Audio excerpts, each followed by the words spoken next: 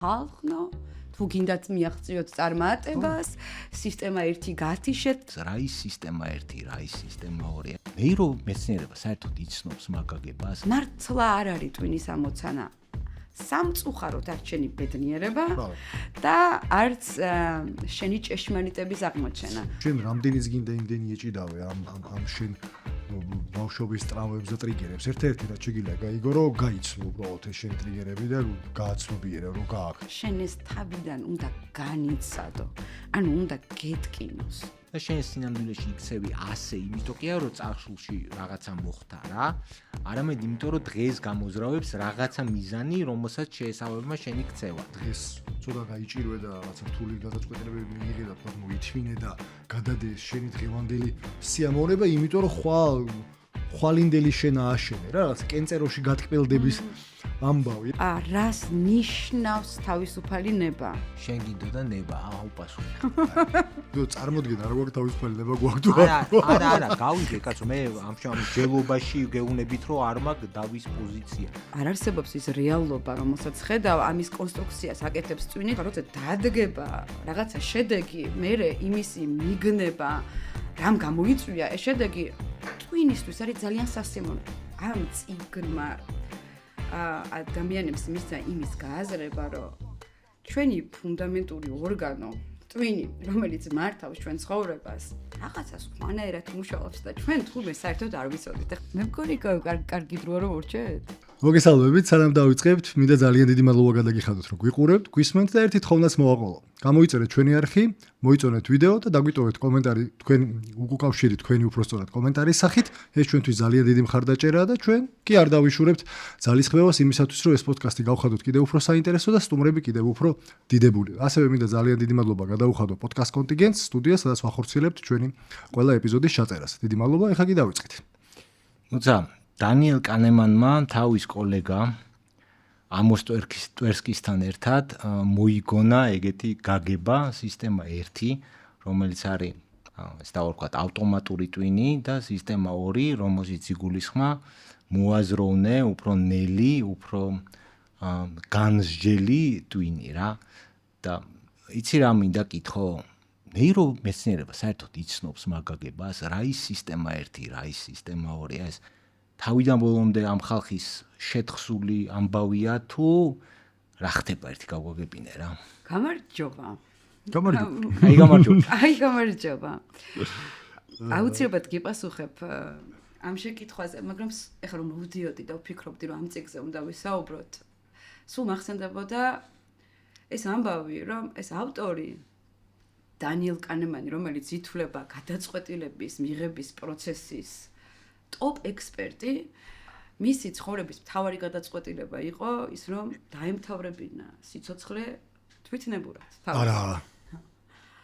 თავი მოიკლა. ეგ არ ვიცოდი. ხო, ოღონდ განსხვავებით აი იმ თვითკვლელობებისგან, რომელიც ჩვენ ვიცით, ხო, რომელიც დაკავშირებულია იმასთან, რომ ცუდად არის ადამიანი და თქვა რაღაცა დეპრესია, რაღაცა მენტალური პრობლემები ქონდა. დანიელმა ეს გადაწყვეტილება მიიღო ძალიან რაციონალურად, რომელიც ახსნა თავის ბოლო წერილში, სხვათა შორის, რომელიც თქვა რა ძალიან მტყობთ, მალე არ გამოაქვეყნოთო. რომ რაღაცა მარკეტინგული ხრიქს არ დამსგავსებოდა. და 90 წლის ასაკში შვეიცარიაში ევთანაზიით, ანუ დახმარებით თვითკვლელობით, დაასრულა სიცოცხლე და ახსნა რომ მე თავს სუდად არ გვძნობო, 90 წლის ვარო, კარგად ვარო, მაგრამ უკვე ვატყობო, რომ რაღაცა მენტალური ჩავარდნები დამეწყო, ჩემი თირკმელებიც უკვე რაღაც კარგად ვერ მუშაობს და სანამდე იმ მდგომარეობამდე მივალო, რომ ვეღარ გავმკლავდები ამ ყველაფერსო, გადავწყვიტე ჩემით დავამთავრო სიცოცხლეო და ალბათ ამაზე იმანაც იმოქმედა, რომ მის ცოლს ჰქონდა საკმაოდ მძიმე დემენცია და დედამისაც და ალბათ აი ამის იმას უყურებდა ეთყობა თვითონ არ მომდა. სხვათა შორის, რატომ მიიღო ეს გადაწყვეტილება? ამ წიგნში მე მგონია რომ პასუხები მივიღე, იმიტომ რომ მე წიგნი ადრე წავიკითხე, შემდეგ მოხდა ეს ამბავი და ამ პოდკასტისთვის რომ ემზადებოდი, კიდე ერთხელ რომ წავიკითხე, მივხვდი რომ როგორ კარგად იგრძნობა, რატომ მიიღეს ამ გადაწყვეტილებას და ამაზე ცოტა მოგვიანებით მოგიყვები, რომ დაუბრუნდეთ მთავარ შეკითხვას. სისტემა 1 და სისტემა 2. ანუ რასაც დანიელი გულისხმობს ამ სისტემებში ნეირომეცნიერულ ენაზე რომ გადმოვთაგვნოთ, რა თქმა უნდა, ეს ტვინის ახლა გამარტივება იქნება, მაგრამ არაფერი არ მოიგონა. ძალიან ნეირობიოლოგიაზე დაფუძნებული თემებია, თვითონ ეს, რა თქმა უნდა, მოგონილი ცნებებია, მაგრამ მის უკან რაც დგას, ეს არის ჩვენი ბიოლოგია და ძალიან მნიშვნელოვანი.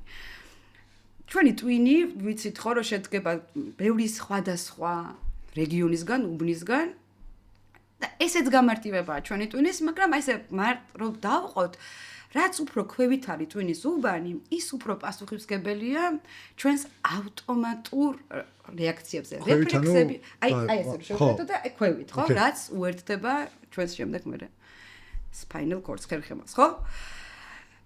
სუნთქვის რეგულირება, პულსის რეგულირება, ანუ ისეთი რაღაცები, რაზეც საერთოდ გაცნობიერება არ აქვს. ანუ ამიგდალა მანდარი. არა. ამიგდალას გაცნობიერება გაქვს, შიში რო გაქვს, ხო გზნობ. აქ არის საერთოდ რასაც ვეცნობ, ხო?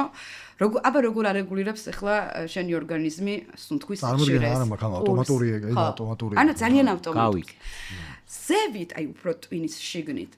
ეძახიან ხოლმე ემოციურ ტვინს, ამას ლიმბურ ტვინს, რომელიც არის უფრო დიდწილად პასუხისმგებელი ისეთ რაღაცებზე, რასაც გრძნობთ, მაგრამ მაინც ვერ ვაკონტროლებთ. მაგალითად, როცა გვეშინია და აი ზედა ტვინი, უფრო და განსაკუთრებით ეს პრეფრონტალური კორტექსი არის ის, რასაც ჩვენ საერთოდ ვეძახით მე ვარ კონტროლში. ხო? ამაზე მე კარგად გავშალოთ ეს თემა, ხო, სად არის ეს თავისუფალი ეს ახლა აქედან რომ მოდის და ზევით არის, რაც ევოლუციურად თითქოს ანუ პირველი რაც გჭირდება სუნთქვა და ეს სიცოცხლო ასე თქვა მანიშნებელი არის თითქოს დასაწყისში და მე ევოლუციურად წებდება, თუ რა ვთქვი, შენდება ზემოდან. და ყველაზე ბოლო არის ეს რაღაცაც შუბლი რაც გამოვიდა, რომელიც ფიქრობს, ხო, თუ რაღაცები.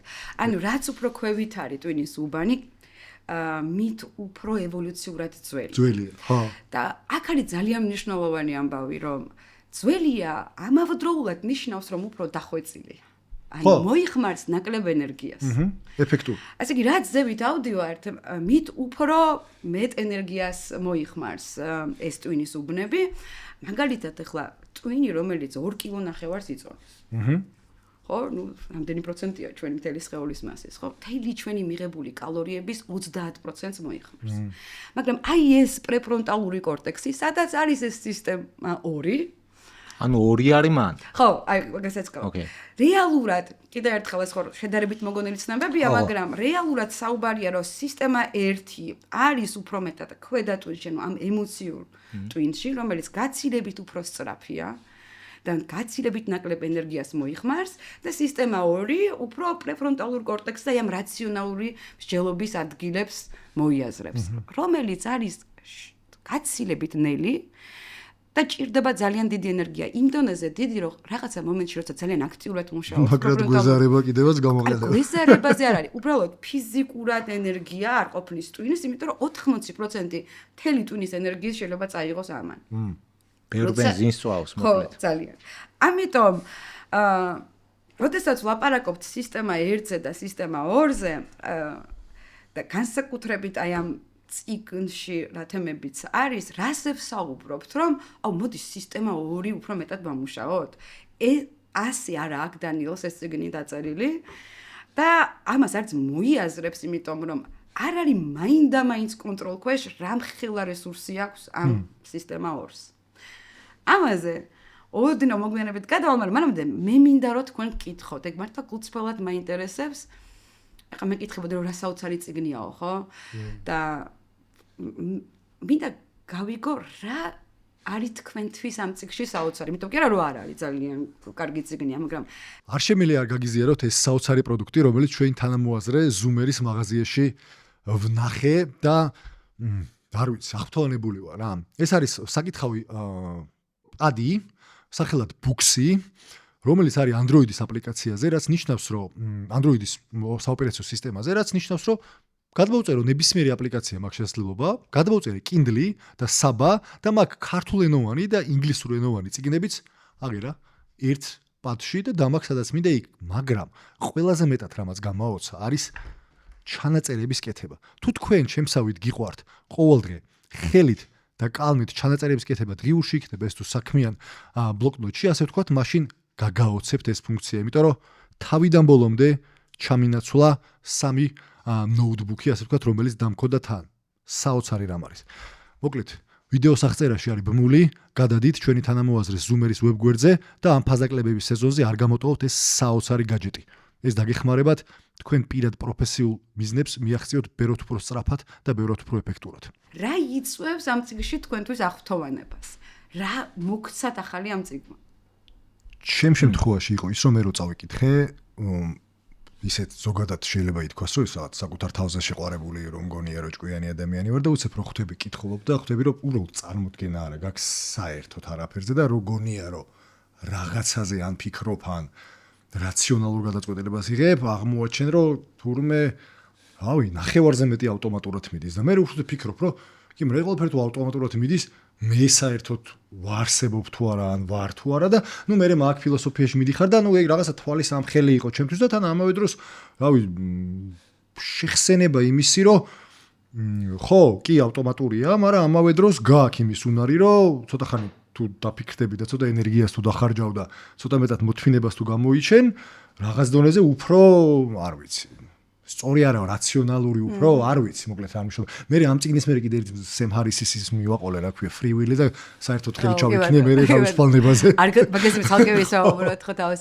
შენთვის აი ხა ლევანმა რა ჩამოვაყალიბა მაგზის ბოლოში მომეწონა ძალიან ჩემ თავთან იმის გააზრება რომ გონივრულობა და რაციონალურობა ერთი და იგივე არ არის და გონივრულობა აი ამ წიგნის ფონზე წარმოვიდგინე როგორც არარაციონალური ქმედება ხშირ შემთხვევაში, მაგრამ გონივრული კონტექსტიდან გამომდინარე და აი მე ყოველთვის ჩემ ტვინში მქონდა არეული რომ სისტემა 2 აუცილებლად რაციონალური რამე სისტემა 2 რა იყო არ ვიცოდი მე თქვენგან გასხოვებით თუ რაღაც ერთი თვისინც წავიკითხე ეს წიგნი რა და სულ მეგონა რომ გონიერება და რაციონალურობა იყო სინონიმები რა და რაღაცნაირი განცდა მაქვს და წმენა უბრალოდ ამ წიგნის მე რომ ეს 2 სხვადასხვა ცხოველია რა და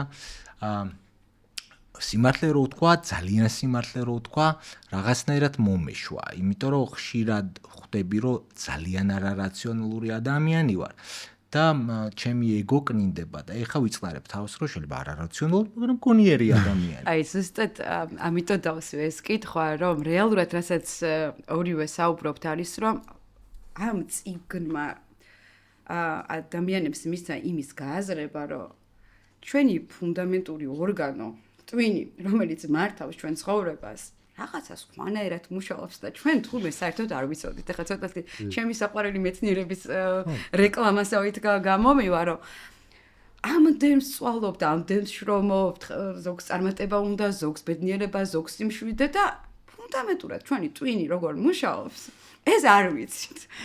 და კარგი მათ ვისაც მოეწონა ეს წიგნი, კარგი ესე ვთქვათ კარია იმისთვის რომ მოდი რა ცოტა გავიგოთ როგორ მუშაობს ადამიანის ტვინი იმიტომ რომ და ძალიან მესიამოვნახა რაც თქვი რომ ნეირომეცნიერების ცოდნა რაღაცა ფუნდამენტურ დონეზე ის კი არის რომ მეცნიერება იცოდე აი ეგ არის რომ მე უფრო მეტად პატიობ შენ თავს რაღაცებს და ავტომატურად სხვა ადამიანებსაც ესეთი ის არ ხარ, აი judgmental, კარგი სიტყვა, გამკიცხავი, ხო?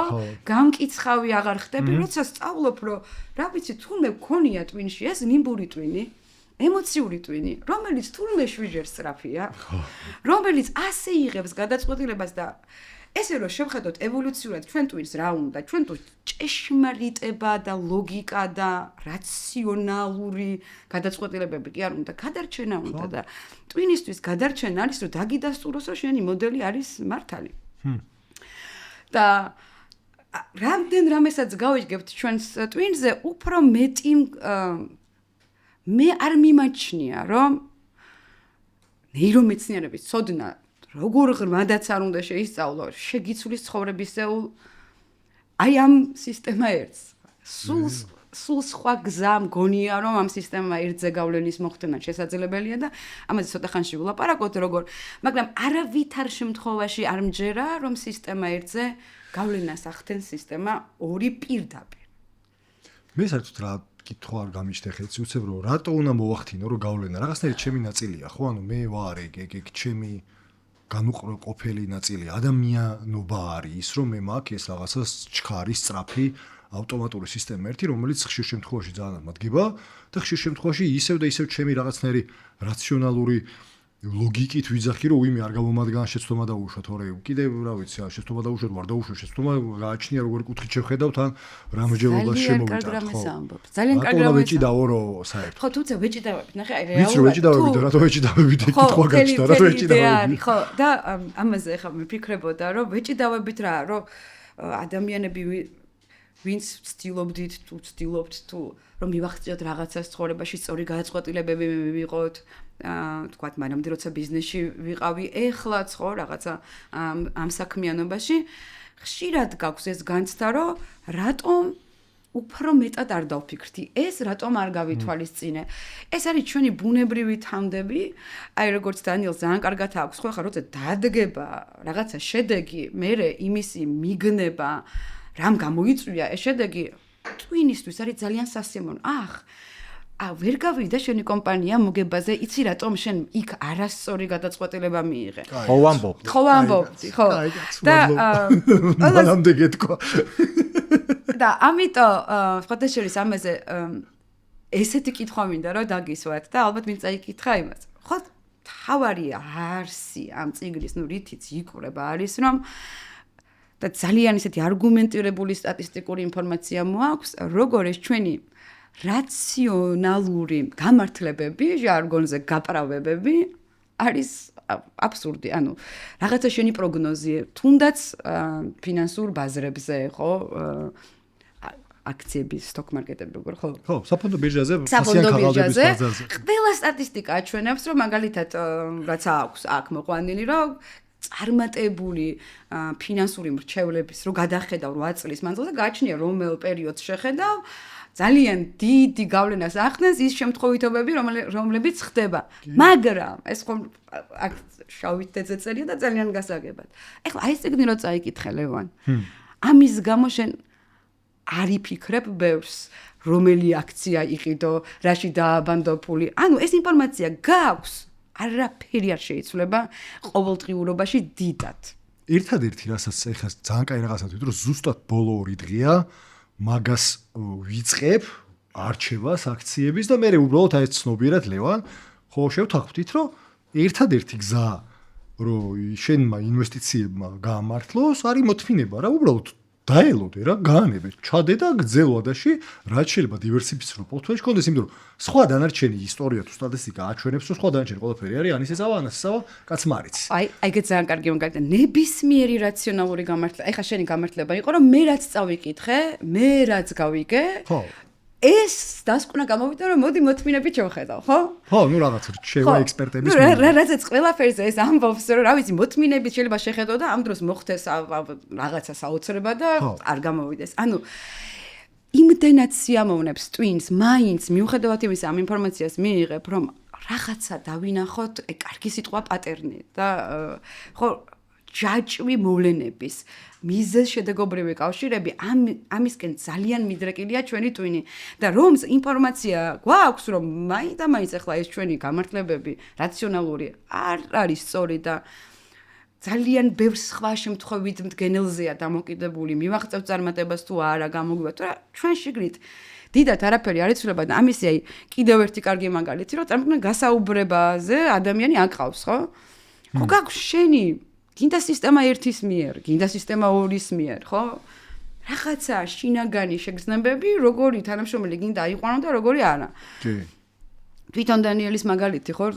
არ ვიცი მოყოლილი გაქვთ თქვენს იმაში ეს მაგალითი, რომ აგვიყვანესო ჯარისკაცების ტრეინინგზე, რომ ჩვენ უნდა დაგვედო ჩვენი ექსპერტული დასკვნაო. არ მოგვიყოლია, მაგრამ ხო, ექსპერტული დასკვნაო, ვინ გაამართლებს უფრო მაღალ თანამდებობაზე ოფიცრად. და ნუ ძალიან ისეთი კარგი ტესტი იყო, ხო, რაღაცა დავალებას აძლევდნენ 10 ჯარისკაცი, სადაც არ უნდა ყოფილიყო არც ერთი ლიდერი და პროცესს აკვირდებოდნენ ესენი, აბა ვინ გამოიჩენს თქვათ ლიდერობის უნარებს, ვინ გაჯიუტდება. დავალება იყო რაღაც მეგონი ლოდი უნდა გადაეტანათ კედლის იქით ისე რომ არ შეხებოდნენ და ისე უნდა გადასული. არ ვიცი, ძალიან კარგი ტესტია, ხო, რომ უყურებ ადამიანები როგორ იღებენ გადაწყვეტილებას ერთმანეთში როგორ კომუნიკაციას და ades ამათმა გადასარევი დასკვნები. რამდენიმე ხანში რომ მოიკითხეს, ნუ მოკლედ მათი პროგნოზი ვინ იქნებოდა კარგი და ვინ გამოდგებოდა ლიდერად თუ ოფიცრად, ზუსტად ისეთივე იყო, როგორც შემთხვევითად რო აერჩიათ. ოღონდ ეს არ არის აქ საინტერესო. საინტერესო ისევ გააგრძელეს მაგის კეთება. საინტერესო არის რომ შემდეგში თვითონ ისევ რომ მივიდნენ და ეს ინფორმაცია უკვე ქონდათ, ისევ იგივე გააკეთეს, მაგრამ მეორე კითხვა არის, რა ვიცი, ლევან, გასაუბრებაზე რომ დაждები, რას იცავ? ხო და რა? შენივე პრინციპით, ხო, აი ამაზე მინდა რომ მოყვე რატო, ხო? შენივე პრინციპით მიუდგები. შენივე პრინციპით მიუდგები, რაც იცის twin მაგაც, იცის რომ ეს უნდა კითხოს, იცის რომ თუ ეს უპასუხა, ესე ახსოვს შენს ლიმბურ twins, შენს ემოციურ twins და ის რომ შენ პრეფრონტალურ კორტექსში ამ რაციონალურ twinში რაღაცა დანიელის წიგნმა, რაღაცა ახალი ინფორმაცია შეიტანა, ცოტა ხანი. სანამდე ამაზე ფიქრობ გახსოვს. ხო. მე აღარ გახსოვს. თვითონ ისევ წიგნი რომ მოვიშველიოთ, ხო? შენ მანქანით ამდენად მაყოფილი ხარო. მაყოფილი ხარ? მე მანქანით ეხა ისე რა. ხო, ეს ისე რა, შენს კარგად ყოფნაზე ზეგავლენას ახდენს თუ არა? ახდენს. ხო, რა მომენტში ლევა, როცა მანქანაზე ფიქრობ. კი, თუ არა. თვის განმავლობაში რამდენჯერ ფიქრობ შენს მანქანას? ხო? ანუ ეს არის რომ ჩვენ იმ მომენტში როცა კითხვას მისვა, ის ხდება ინგლისურად ძალიან ანუ მნიშვნელოვანი სტიმული. რაზეც კონცენტრირდებით, გადის მერე. კიდევ კარგი მაგალითი აქვს. კალიფორნიაში გადავიდეთ და ჩემი ცოლი მთხოვდაო რა. იმიტომ რომ იქ არისო კარგი ამინდია. და მე რომ მოვუткиცევდი რომ იმიტომ რომ კიო, კარგი ამინდი არ არის, მაგრამ ამიტომ უკეთესად ადამიანები თავს არ გძნობენო და რა თქმა უნდა შენ როცა ცივ ამინდში ცხოვრობ და წარმოიდგენ უფრო თბილ ამინდს, შენი წარმოდგენა იმაზე რა კარგი იქნება იქ ამინდი, იმიტომ იმ მომენტში ამინდზე ფიქრობ და გონია რომ შეიცვლება. რო გადახვალ და იღვიძებ და საქმე გაქვს და უი რა ამინდი გაგახსენდება რომ დღეს მზე არის ძალიან იშვიათად ანუ საბოლოო შენს კარგად ყოფნაზე გავლენას არ აქვს. მაგაზე ხშირად ქონია პირიქითაც რომ ასეთ კაი ამინდში რა დრო საქმის კეთება არის კიდე უფრო მეტად ის არის შეიძლება ნერვიც მოგიშალოს მაგარგმა და რატო რა გვინდა? ანუ მთელი იდეა სწორედ იმაში არის რომ მთელი ჩვენი twins მაგალითად არ შეუძლია ინგლისურად multitasking-ი, ანუ მრავალი საქმის ერთად კეთება. ჩვენ გვაქვს ეს ილუზია რომ შეგვიძლია, რატომ? იმიტომ რომ ისეთ twins, ну თუ არ არის ძალიან მძიმე ფორმა ADHD-ს, ძალიან სწრაფად შეუძლია ერთი საქმიდან მეორეზე გადართვა. და შენ გაქვს ეს განგრძობითობის ილუზია რომ ერთდროულად აკეთებ. არა და რეალურად მე ძალიან ცუდად მაქვს. აი რაღაცას რო ვაკეთებ და მე ლაპარაკები. ხო. ძალიან მიჭირს უცებ გადართვა. ეს მიჭირს. ხო, ძალიან მიჭირს. ზოგს აქვს რომ წყნარად შეუძლია გაჩერდეს, მოგაქციოს ყურადღება. არ შეუძლია, ამიტომ გარე სიგნალები, ესე ვთქვათ, მუდმივ კონკურენცია ჩვენი YouTube ვიდეოებივით არის, ხო? უნდა ამოხტეს ეს ჩვენი ვიდეო, რომ უყურონ. მუდმივად იბრძვიან, რომ ჩვენი ყურადღება მიიქციონ და ის რაღაცა ინფორმაცია, რომელიც ჩვენს twinში ინფორმაციად შევიდა, არ ხდება საკმარისად ძლიერი სიგნალის მატარებელი, რომ შენ სულ ამაზე იფიქრო. აი რაც ხდება საკმარისად ძლიერი სიგნალის მატარებელი, არის ის ემოცია. რომელიც განიცადე. და მაგასაც ხსნის, არა, რა რის თქმა მინდოდა გეტყვი. ესე იგი, ერთ კითხვის დასმის შედეგად მივიღეთ პასუხი მომდევნო 6 კითხვაზე, რომელიც გეგმაში იყო. დავიშალე წავედ. ეხა ვარ მაგარი დაბნეული, ეხა რა უშვებ. არა, მე მაკითხები კორიანტე. არა, ბაზარი არ არის და ძალიან მაგარი და საინტერესო იყო და რა მინდოდა ის მეკითხა, ეხა რო ლაპარაკობდი დამარტყა რა. სისტემა 1-ზე არ ლაპარაკობდი კონკრეტულად, მაგრამ სისტემა 1-ზე რო ვფიქრობდი, იცი რა გამახსენდა? შენს ერთ-ერთ ვიდეოში სხვა შორის მაშინ დავიშოკე, იმიტომ რომ აბსოლუტურად ახალი იყო ეგ ინფორმაცია ჩემთვის და გადაობს, გამოვშტერდი კინაღამ. იმას twins რო წინასწარ აქვს კადრები დალაგებული, რა უნდა დაინახოს და პრინციპში ძალიან სწრაფად იმიტომ მუშაობს, რომ ეს სადღაც შენახული აქვს და თუ რამე სიურპრიზი არ დახვდა, ოკეი, ხო, ტყე უნდა დავინახო, ვიცი რომ ტყე უნდა დავინახო, ამიტომ ტყის კადრები მზად არის ამოსახტომად რა. გამოვიშვებდი, ვერც თეორიაშიც ვერ დაუშვებდი, რომ ეგეთი პრინციპით მუშავდა. ეგ ის ტვინია, რომელზედაც პირობითად აქ სისტემა ერთს ვეძახით? გულწრფელად რო გითხრა, მეც ნეირომეცნიერების შესწავლა დავიწყე, იმიტომ რომ ეგ გავიგე. აი ეს წიგნი, რომელზეც ყვები, საიდანაც დაიწყო ჩემი შეყვარება ამ მეცნიერების, სწორედ ამით იწყებოდა, რომ არ არსებობს ის რეალობა, რომელსაც ხედავ, ამის კონსტრუქციას აკეთებს წვინი და არამც თუ აკეთებს real time იმ მომენტში. predictive machinery რა წინასწარ მეტყვი მანქანა. აი ზუსტად აი რეაქცია მქონდა და მე წავედი და მიუძღვენი კარიერა. და თუ რეალბერის არ ემთხვევა ცოტა აერორები. ამ თემის სწავლას. კი. კიდევ ერთხელ, როდესაც აი არ განგებ საუბრობ გამარტივებულად, რა სისტემა 1, სისტემა 2, იმდენად კომპლექსური ორგანო არის და რა თქმა უნდა არის უბნები ტვინის, რომლებიც უფრო მეტად პასუხისმგებლები არიან რაღაცაზე, ხო? აი მაგალითად მეტყველებაზე, ვიზუალური კორტექსი, რომელიც გვაქვს უკან, მაგრამ ვიზუალური კორტექსი მარტო არაფერი არ არის, ის სულ ნეტვორკების, ანუ ქსელების საშუალებით ქმნის იმ რეალობას.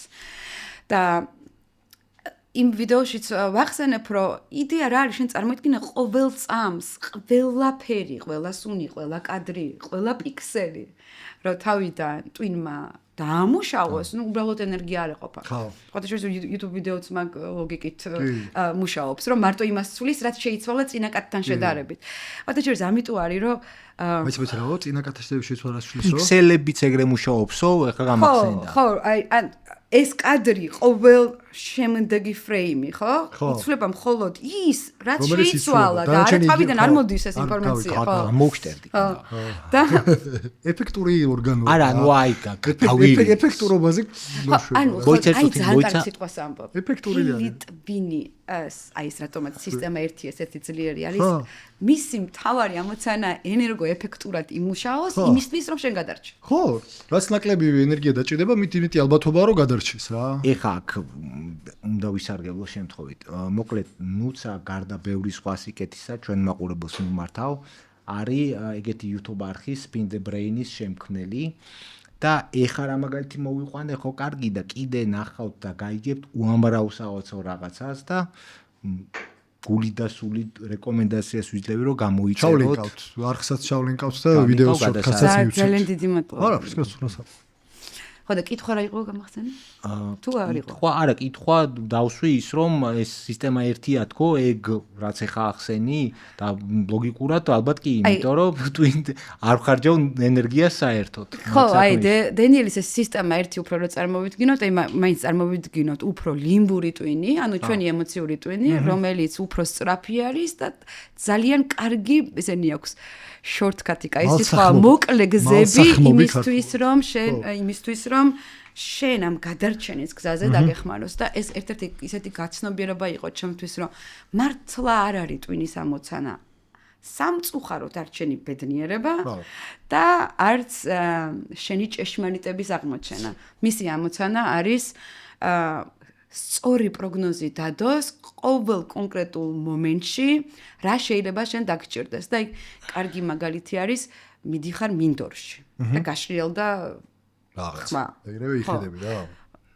უნდა და აი მაგალითად შფოთიანი ადამიანი, ხო?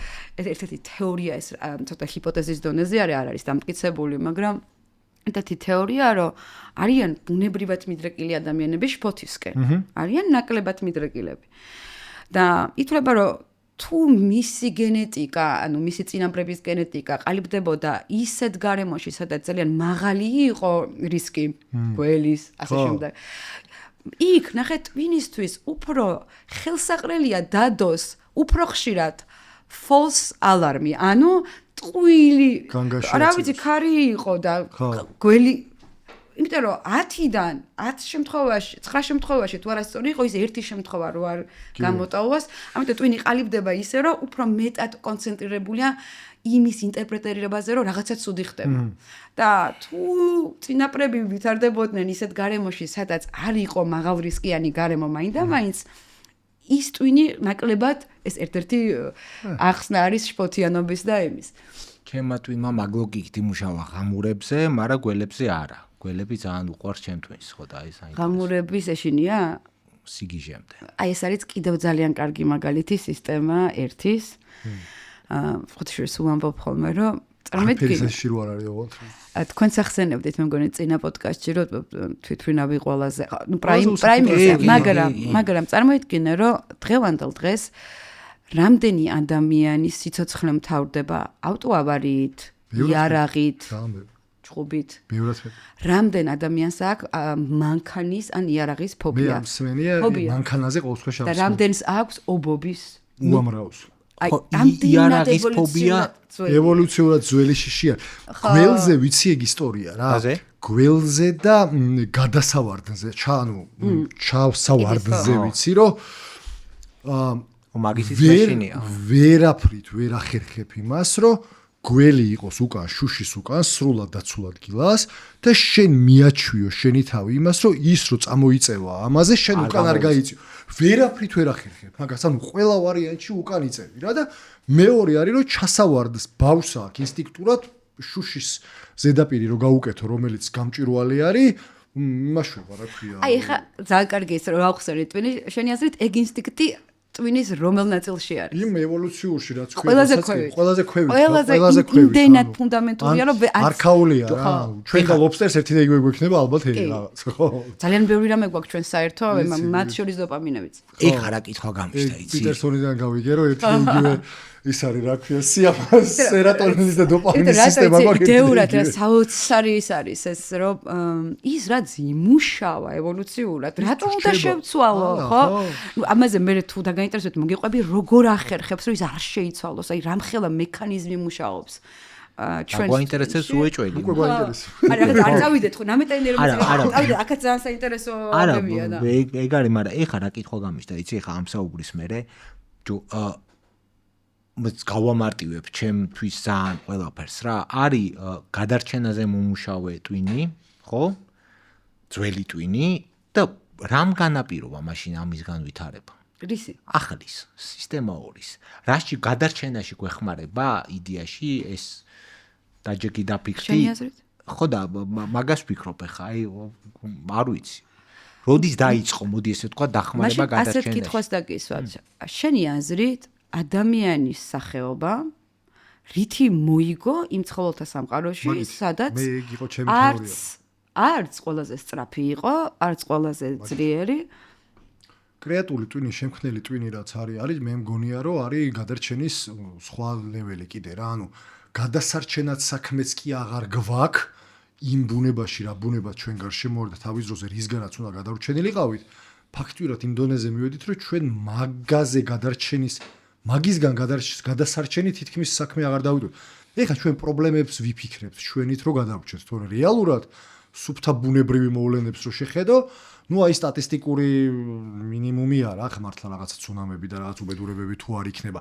იმაშიც კი რაღაცა ხელსაწყოები მოვიფიქრეთ, რომელმაც შეამცირა ეგ ზარალი, თორე ავი ეხა გველისგან მართლა თუ ავსტრალიაში არ შეუვარდები გველს, ჩვენამდე შენ რო გძინავს გველის რისკი ავი აღარ არსებობს რა ფაქტიურად რა. ინვესტირებაში ისევე როგორც ცხოვრებაში მოთმინება მომგებიანია.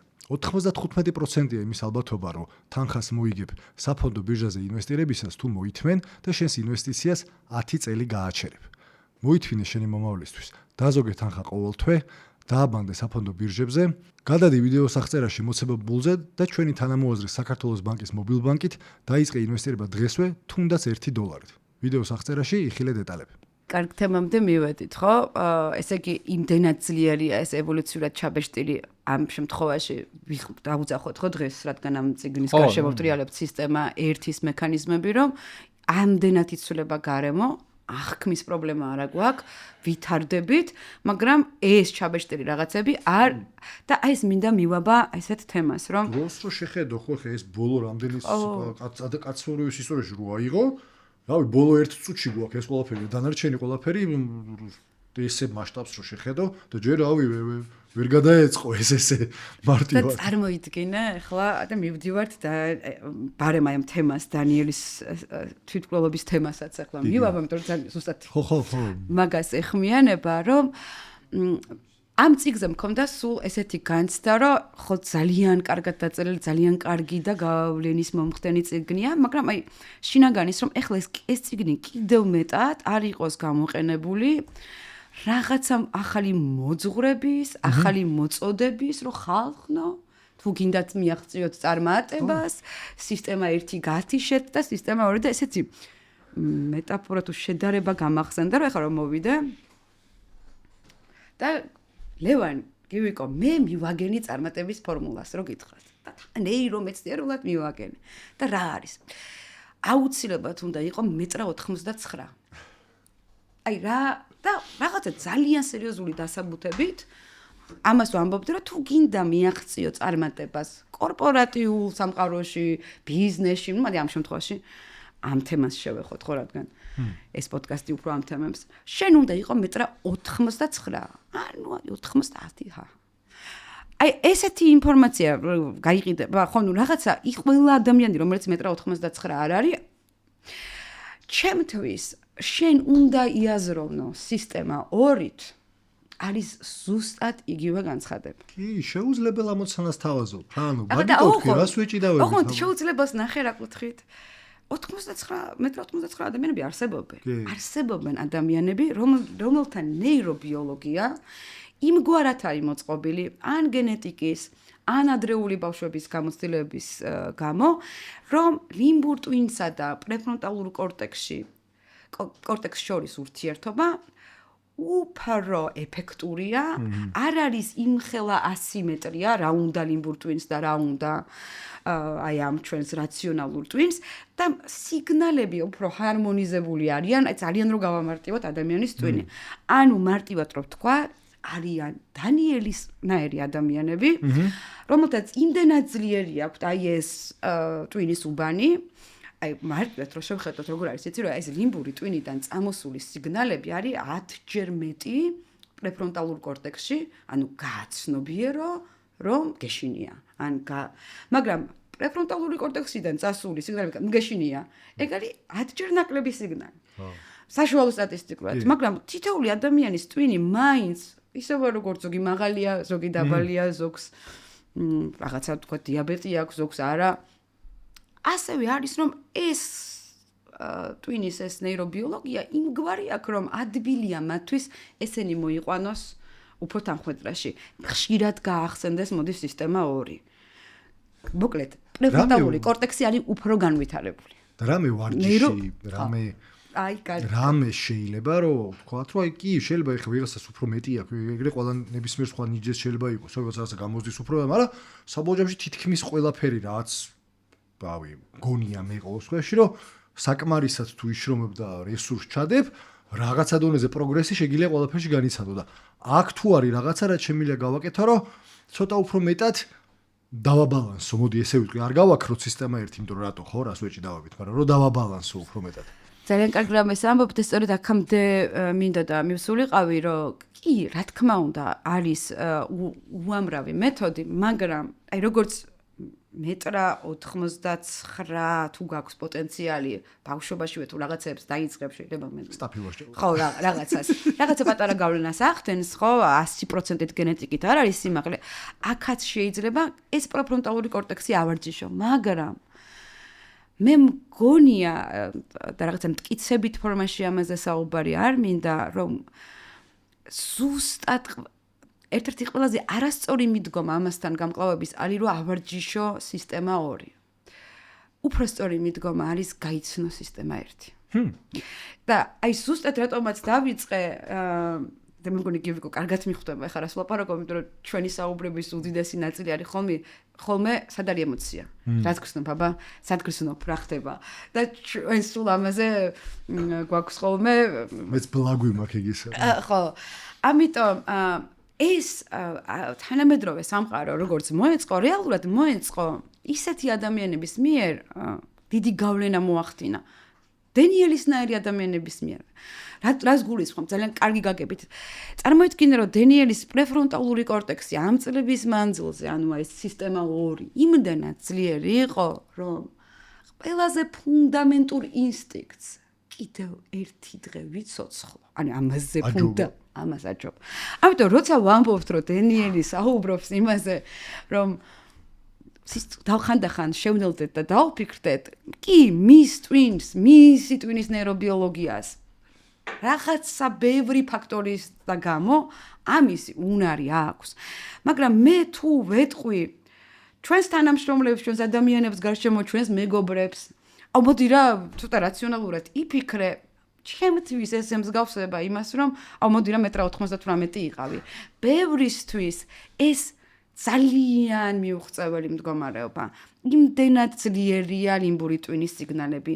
ეს ეპიგენეტიკურად რა ხდებოდა მათ ბავშვობაში, ეპიგენეტიკურად მათ მშობლების ცხოვრებაში და რაღაცა დიაბეტი რატო გაქვს რა? აი ეგეთი რაღაცა რატო ხარ ეგეთი ემოციური? ეხლა რატო ყვები ამას ერთხელ რომ ჩემს პარტნიორთან მომუყევი, აბა რა გამოდისო რომ მაშინ რომ თანამშრომლებს ასე ეუბნები რომ ეგეთი ხარ და მორჩაო პირიქით იმას ვეუბნები რომ ეგეთი ხარ მორჩა კი არა.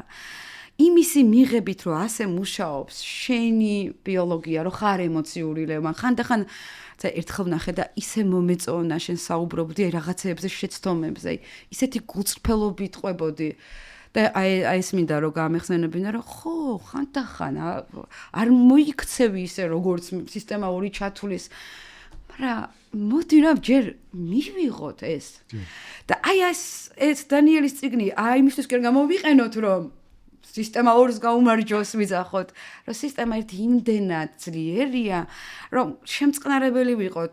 პირველ რიგში საკუთარი შეცდომების მიმართ ყველას გვაქვს, ხო?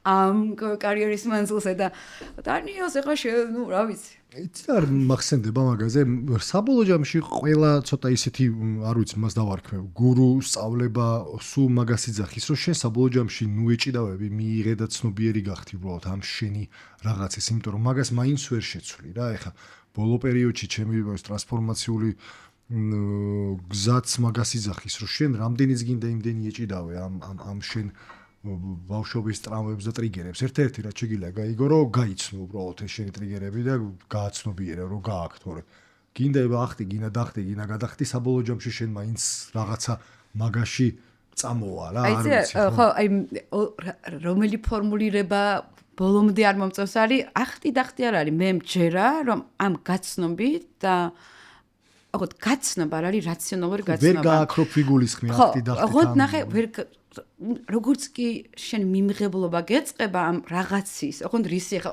ორწუთში ვიტყვი, გაქრობის სურვილი ქრება. ანუ რისი რა ვიცი, ხო გინდა რომ ახლა ეს განათება გააქრო? არა, ხო? ამიტომ გაქრობა კი აღარ გინდება. ჩემთვის მე რაც არ ვამბობ რომ ყველაფერი ვიცი ამ თემაზე, მაგრამ აი ამდენი ხნის ამ ძებნის, საკუთარ თავზე დაკვირვების, ნეირომეცნიერების რომ დასკვნა ის არის რომ გაიცანი არ არის საკმარისი. აი მაგალითად გაიცანი შენ ვიცი რომ ჩვენ რაღაც დაახლოებით ერთი პროგრამებიც გქონია ხო გავლილი რაღაცა კოუჩინგისან. იქ ხდება ხოლმე ერთი შეიძლება მოხდეს ხანდახან ცუდი რამე რომ ვიჭედებით იქამდე რომ გავაცნობიერეთ რომ ბავშვობაში აი რაღაცა მამაჩემ მაგალითად ძალიან ხმამაღლა ლაპარაკობდა და მთელი ჩემი ცხოვრება წარმოადგენდა მქონდა რომ იდეალური ბავშვობა მქონდა რაღაცა მომენტში გავაცნობიერე რომ მე თურმე როგორ მეშინოდა მისი ხმამაღალი ლაპარაკის და თურმე მე როგორ მეშინია აგრესიის და მე მეგონა რომ აგრესიას არ უცნობდა სისულელე თურმე გადამალული სადღაც ეს აგრესია და აი გავაცნობიერე ხა ეს და მე რა ხდება და ყველაზე განსაკუთრებით ესეთი ადამიანებისთვის ხო ვინც აი საქმე რაციონალურობა უყვართ ის უყვართ გავაცნობიერე გავიგე ხელი ჩამოვართვი და გონია რომ ამითი თემა განილია ან რა ვიცი ჩემი ძმის ამბავს მოუყვები და შემიძლია ღიად ულაპარაკო ესე იგი განილია და ჩემი დაკვირვება ის არის და არა მარტო ჩემი მთელი სტატისტიკა იმას აჩვენებს რომ შენ ეს თავიდან უნდა განიცადო ანუ უნდა გეტკინოს რას ნიშნავს რომ ის ემოციები რომლებიც მაშინ განიცადე რომელიც შენ გადაგდებული გაქვს სადღაც უნდა თავიდან განიცადო და მაშინ ის ემოცია კი არ გაქრება ან მეხსიერება კი არ გაქრება მაშინ ხდება ის რომ აღარ გმართავს ყველაზე ესეთი კარგი ალბათ მეტაფორა არის აი მტერს რო ებრძვი და აზრი არ ახარ ვინ არის სახელდარქმევის ეფექტზე აი, ხო, სახელდარქმელის ერთი ნაბიჯით იქით. სახელი დავარქვი, რომ აი მე დავარქვი, რომ თურმე ბავშვობაში ძალიან მაწუხებდა მამას ყვირილი, თურმე მეშინოდა. ამის გამო თურმე სულ მინდოდა, არა და არაფერს არ აშავებდი ხა ამ გადმოსახედიდან და ამიტომაც არ მქონდა გაცნობიერება, საყვარლესი ადამიანი იყო, მაგრამ ნუ საოცრად მამაღლა ლაპარაკობდა. მაკრატელი რატომ არდებს და მე სადღაც საბნის ქვეშ ვიკეტებოდ. და გავაცნობიერე სახელი დავარქვი მე. მიხდი რას ვამბობ, რომ ეს არ არის საკმარისი. სანამდე იმ ბავშვის შიშს თავიდან არ ვიგრძნობ. სხვათა შორის ნეირომეცნიერების მკვლევარი ადამიანი რომ ამ თემაზე საუბრობს ცოტა უცნაურია, მაგრამ ეს ემოციები სადღაც არის დაგროვილი, რომელიც შენგან გაუცნობიერებლად სისტემა ერთის კარგი სიტყვა hijacks დაუფლებას აკეთებს. იმიტომ რომ არიცი რო არის და შენი პრეფრონტალური კორტექსი, რაციონალური ტვინი სულ ცდილობს რომ ეს გადაწიოს სადღაც უკან. მოდი ხამაზე არ ვიფიქრებ, მოდი, იმიტომ რომ ტკივნეულია. ზუსტად იგივე უნდა განიცადო. აყვნოდ ერთხელ. ერთხელ განიცდი და გაიulis. და ამისი ძალიან გვეშინია ადამიანებს. ძალიან გვეშინია და არა და აი და რო გვეშინია ამისი, ეს არის კიდევ ერთი არაჩვეულებრივი მაგალითი ისევ დანიელის დაუბრუნდეთ რაციონალურობასა და გონივრულობას შორის სხვაობაზე, როცა საუბრობდი, როცა მოყავს მაგალითი იმისი, რომ ადამიანები არ ვიღებთ გადაწყვეტილებას იმის და მიხედვით, რა განვიცადეთ, ვიღებთ გადაწყვეტილებას იმისი მიხედვით, რა გვახსოვს. და როგორ გვახსოვს და ბარემ მოვყვეთ ხო საინტერესო მაგალითია, რომ საოცარი აღმოჩენა იყო ჩემთვის, რომ ვერას გვახსოვს ეგ არის და არა განვიცადეთ. და ოღონდ ეგეც კიდევ რომ მოვყვეთ, რომ კოლონოსკოპიას უკეთებდნენ, ხო და ამ პროცესში ადამიანებს თხოვდნენ, რომ დაეფიქსირებინათ გზაში ტკივილი შკალა რამხელა ქონდათ, ხო? 8-ზე ტკიოდა და 10-ზე და რამდენი ხანი იყო ერთი ჯგუფი, რომელსაც 10 წუთი ტკიოდა და აქედან პიკი იყო, თქვათ 8 ქულაზე ეტკინა ერთხელ, 7 ქულაზე ეტკინა მეორეჯერ. და მე მალე დამთავრდა პროცედურა. მეორე ჯგუფს 20-25 წუთი ტკიოდა 7 ქულაზეც, 8 ქულაზეც, მაგრამ ბოლო ტკივილები ქონდა 6 ქულაზე, 5 ქულაზე.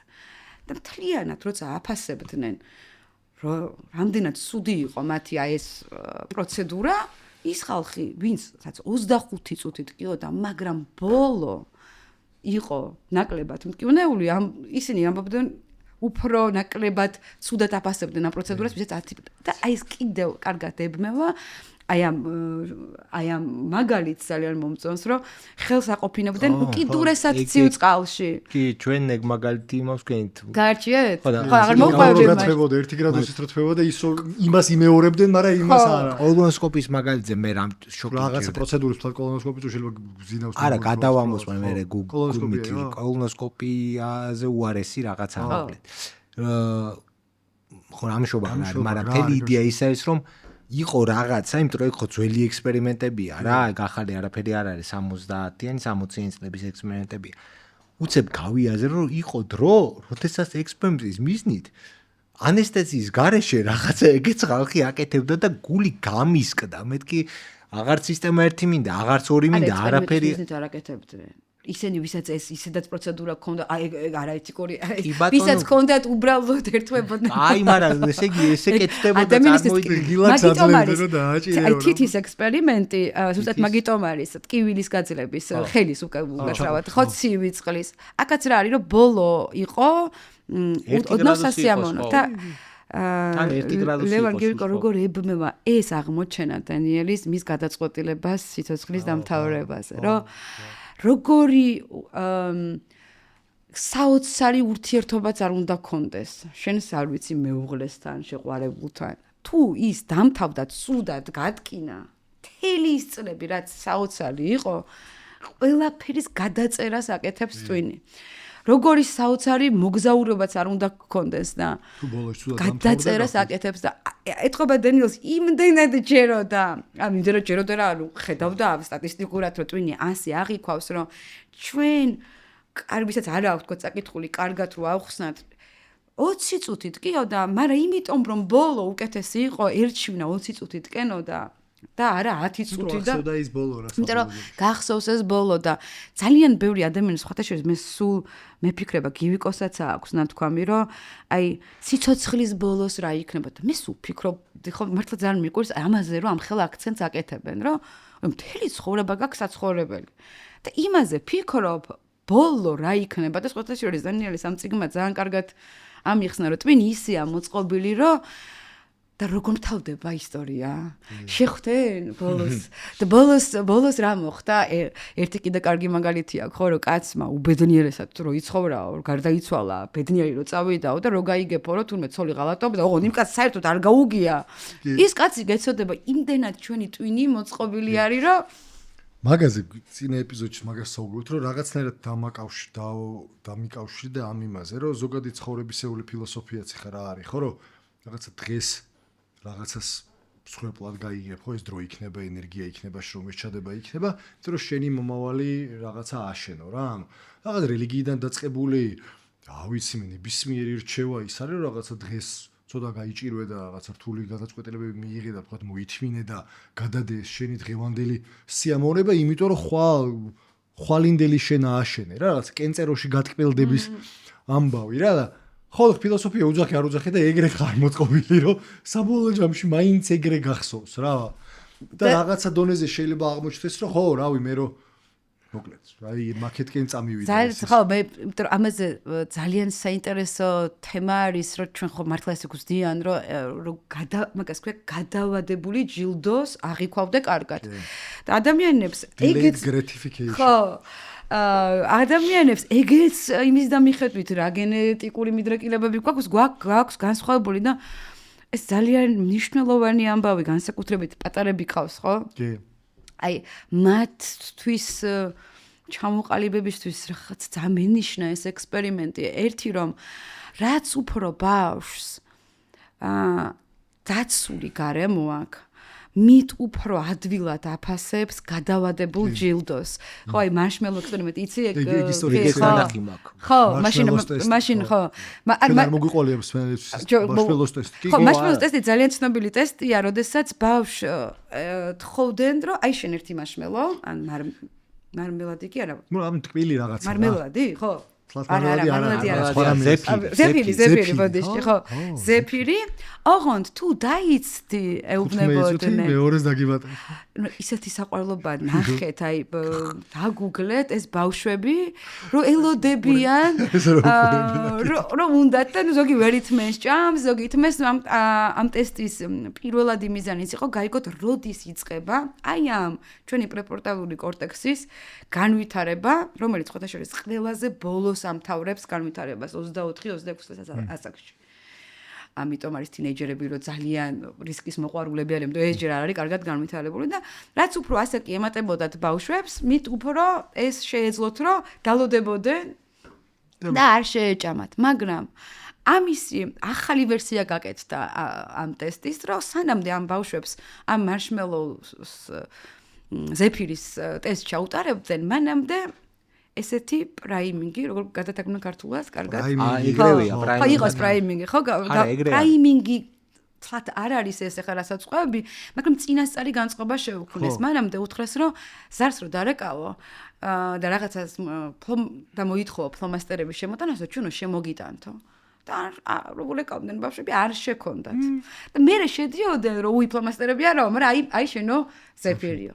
ესე იგი ის ბავშვები, რომლებსაც აი ეს ფლომასტერების იმედგაცრუება გამოცდილი ქონდათ, ორჯერ თუ სამჯერ უფრო სწრაფად ჭამდნენ იმ ერთსას. ანუ იმიტომ რომ აღარ ენდობიან გარემოს. შენ რო გადავადებული ჯილდო დააფასო, შენ ისე უნდა ენდობოდე და გივიკო იყო ჩემს პოდკასტში და სწორედ ამას და რა გადავავადეთ შენ პოდკასტში? ახლა მომიწყდა რა. ხო და არა, გადავადებაზე არა, კარგ რამეს ამბობდი. ხო, ის რომ რაღაცა რაც შორს გეჩვენება. გავიგე. ხო, მაგრამ კიდევ უფრო კარგ რამეს ამბობდი, სერიოზული მეხსიერების. გაგახსენდა? არა, შორს გეჩვენება, ჩემს ყურში გამახსენდა რაზე ვსაუბრობ. ხო, რაღაცა რაც ხო, წარმოდგენა ის რომ ყველაფერი ხო აი რას ამბობთ გამახსენდა შენ როცა ცხოვრობო გაქვს ეგეთი წარმოდგენაო რომ ეხა როგორც ვარ ესე ვიქნები რაღაცა პერიოდში ეგ წარმოდგენა ყველას ესე არ აქვს მაგალითად დამოკიდებულ ადამიანებს განსაკუთრებით ნივთიერებებზე პირიქით იმათ ისეთი მოკლე ხედვა აქვთ მომავლის ხო ეს ფრაზა რომ მე წარმოდგენა მაქვს რომ ესეთი ვიქნები მომავალშიც უკვე არის რომ განცდა შენ გაქვს შინაგანი დობა სამყაროსი ხო ანუ ეს ყველას ესე არა აქვს რა და ვერ დამიკარგავთ ხო გაქვს გაქვს და რაზე ვსაუბრობდით ჩვენ ბევრ რამეზე საუბრობთ ბოლოს იმაზე რომ ბავშვებს პრაიმინგი რო გაუკეთეს არა მაგაზე ზეფირის ტესტზე საუბრობთ ხო ნუ გადავად ხო აი ამაზე ვსაუბრობდით საინტერესოზე რომ თუ ბავშვი დაცული გარემო არ შეუქმენით ძალიან ერთულება მას აი ეხა იმეცადინე და არ ჩახვიდე ეზოში ხო ან ეხა ეზოში ჩახვიდე სადღა არის თამაშო ჩადი ეზოში არის თამაშო თუ მას არ აქვს ექსაიმენტობა და რადგან ამას შევეხ ამიტომაც ეს გადავადებული ჯილდო ძალიან რთული სასწაულია იმის და მიხედვით როგორ აქვს ბავშვი მოწყობილი და რადგან ამ თემას შევეხეთ ერთ-ერთი ჩემთვის ძალიან ამომატრიალებელი ექსპერიმენტი იყო აი ჩემი აღქმის როგორ უნდა ვეკონტაქტოთ ბავშვებს როცა ბავშვებს აქებდნენ ერთ ჯგუფს იდენტობის გამსაზღვრელი სიტყვებით და მეც ქცევის ცდელობით ხო ბოდიში ცდელობით ეგ მეც ჩამჩა და ძალიან მაგარია ეგ რა ცდელობაზე იყო ბევრად უფრო წარმატებული და ბევრად უფრო ის იყვნენ და მე ნანახი მაქვს ეგ ეპიზოდი ხო და ეგ არის მაგას სხვათა შორის ეხა ძალიან ვცდილობ რა ძალიან ვცდილობ ჩემ ბავშვებთან რომ ცდელობის წახალისება გავაკეთო და კიდე და ანუ არის იმას რომ რა კარგი ხარ და როგორ ის კი არა ანუ რაღაცა უფრო ცდელობაზე წავიდე სისტემა ეხა საერთოდ უნდა აურიო აქ თამაში არის თამაში ო კაროჩე ალფრედ ადლერი მე არ მქონდა გაგონილი არ ვიცი რომელიმეს თუ გსმენიათ კაროჩე ეხა მე ვარ სრულიად შეყვარებული, გაგიჟებული, გადაფსიხებული, როგორც იტყვიან ადლერზე რა. რას წარმოადგენს ალფრედ ადლერი? ადლერი არის რა ქვია მას კაცო? ფუიმედეთ, ყველაზე ცნობილი ფსიქოანალიტიკოსი თანამედროვეობის ვინ არის?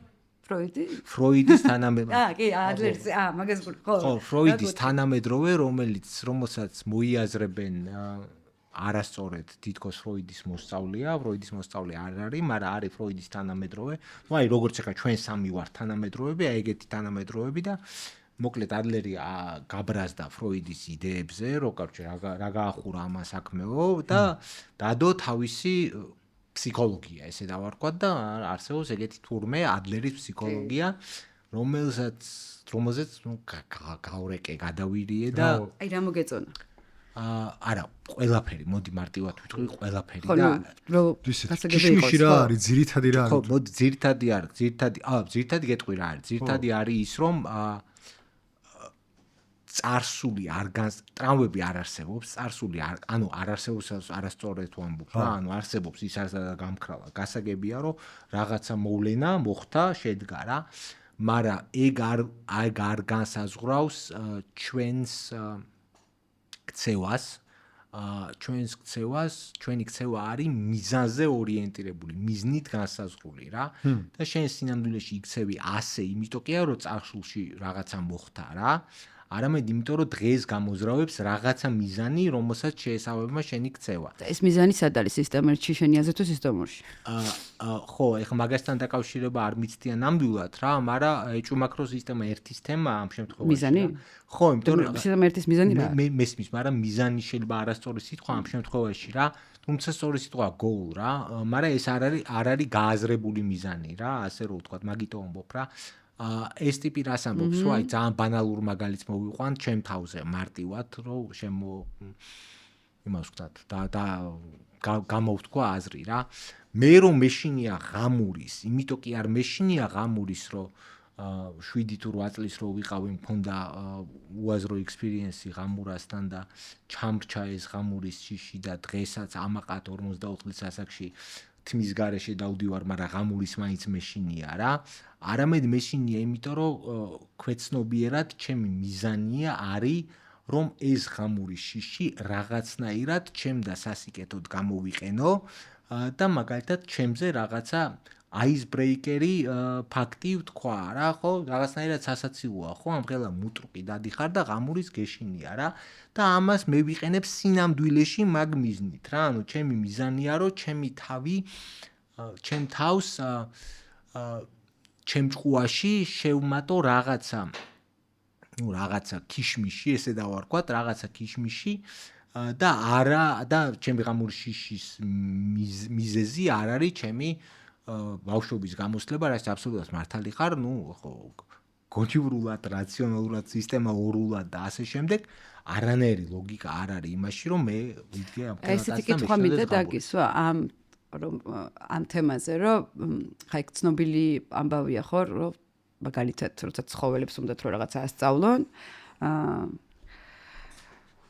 conditional, როგორ არის ესე? ხო, სტიმული, ხო? რა მაგალითად, რა ვიცი, ზააღს ჯერ ზარს პავლოვის ცნობილი ექსპერიმენტი, ხო, რომ ჯერ ზარს რეკავდნენ, ყოველი რაღაცის მერე მოხდეს და ის სწავლობს, რომ მაგალითად, თქვა ვინც არ იცის რო ავხსნათ, სანამდე ზაღს საკვებს დაუდებდნენ, ჯერ ზარს რეკავდნენ და ზარის დარეკვის შემდეგ საკვებს უდებდნენ და საკვების დადება ზაღში იწვევს ამ დორბლების წამოსვლას, ხო? დროთა განმავლობაში ზარის დარეკვაზე მოძდიოდა და არა საკვებზე, ხო?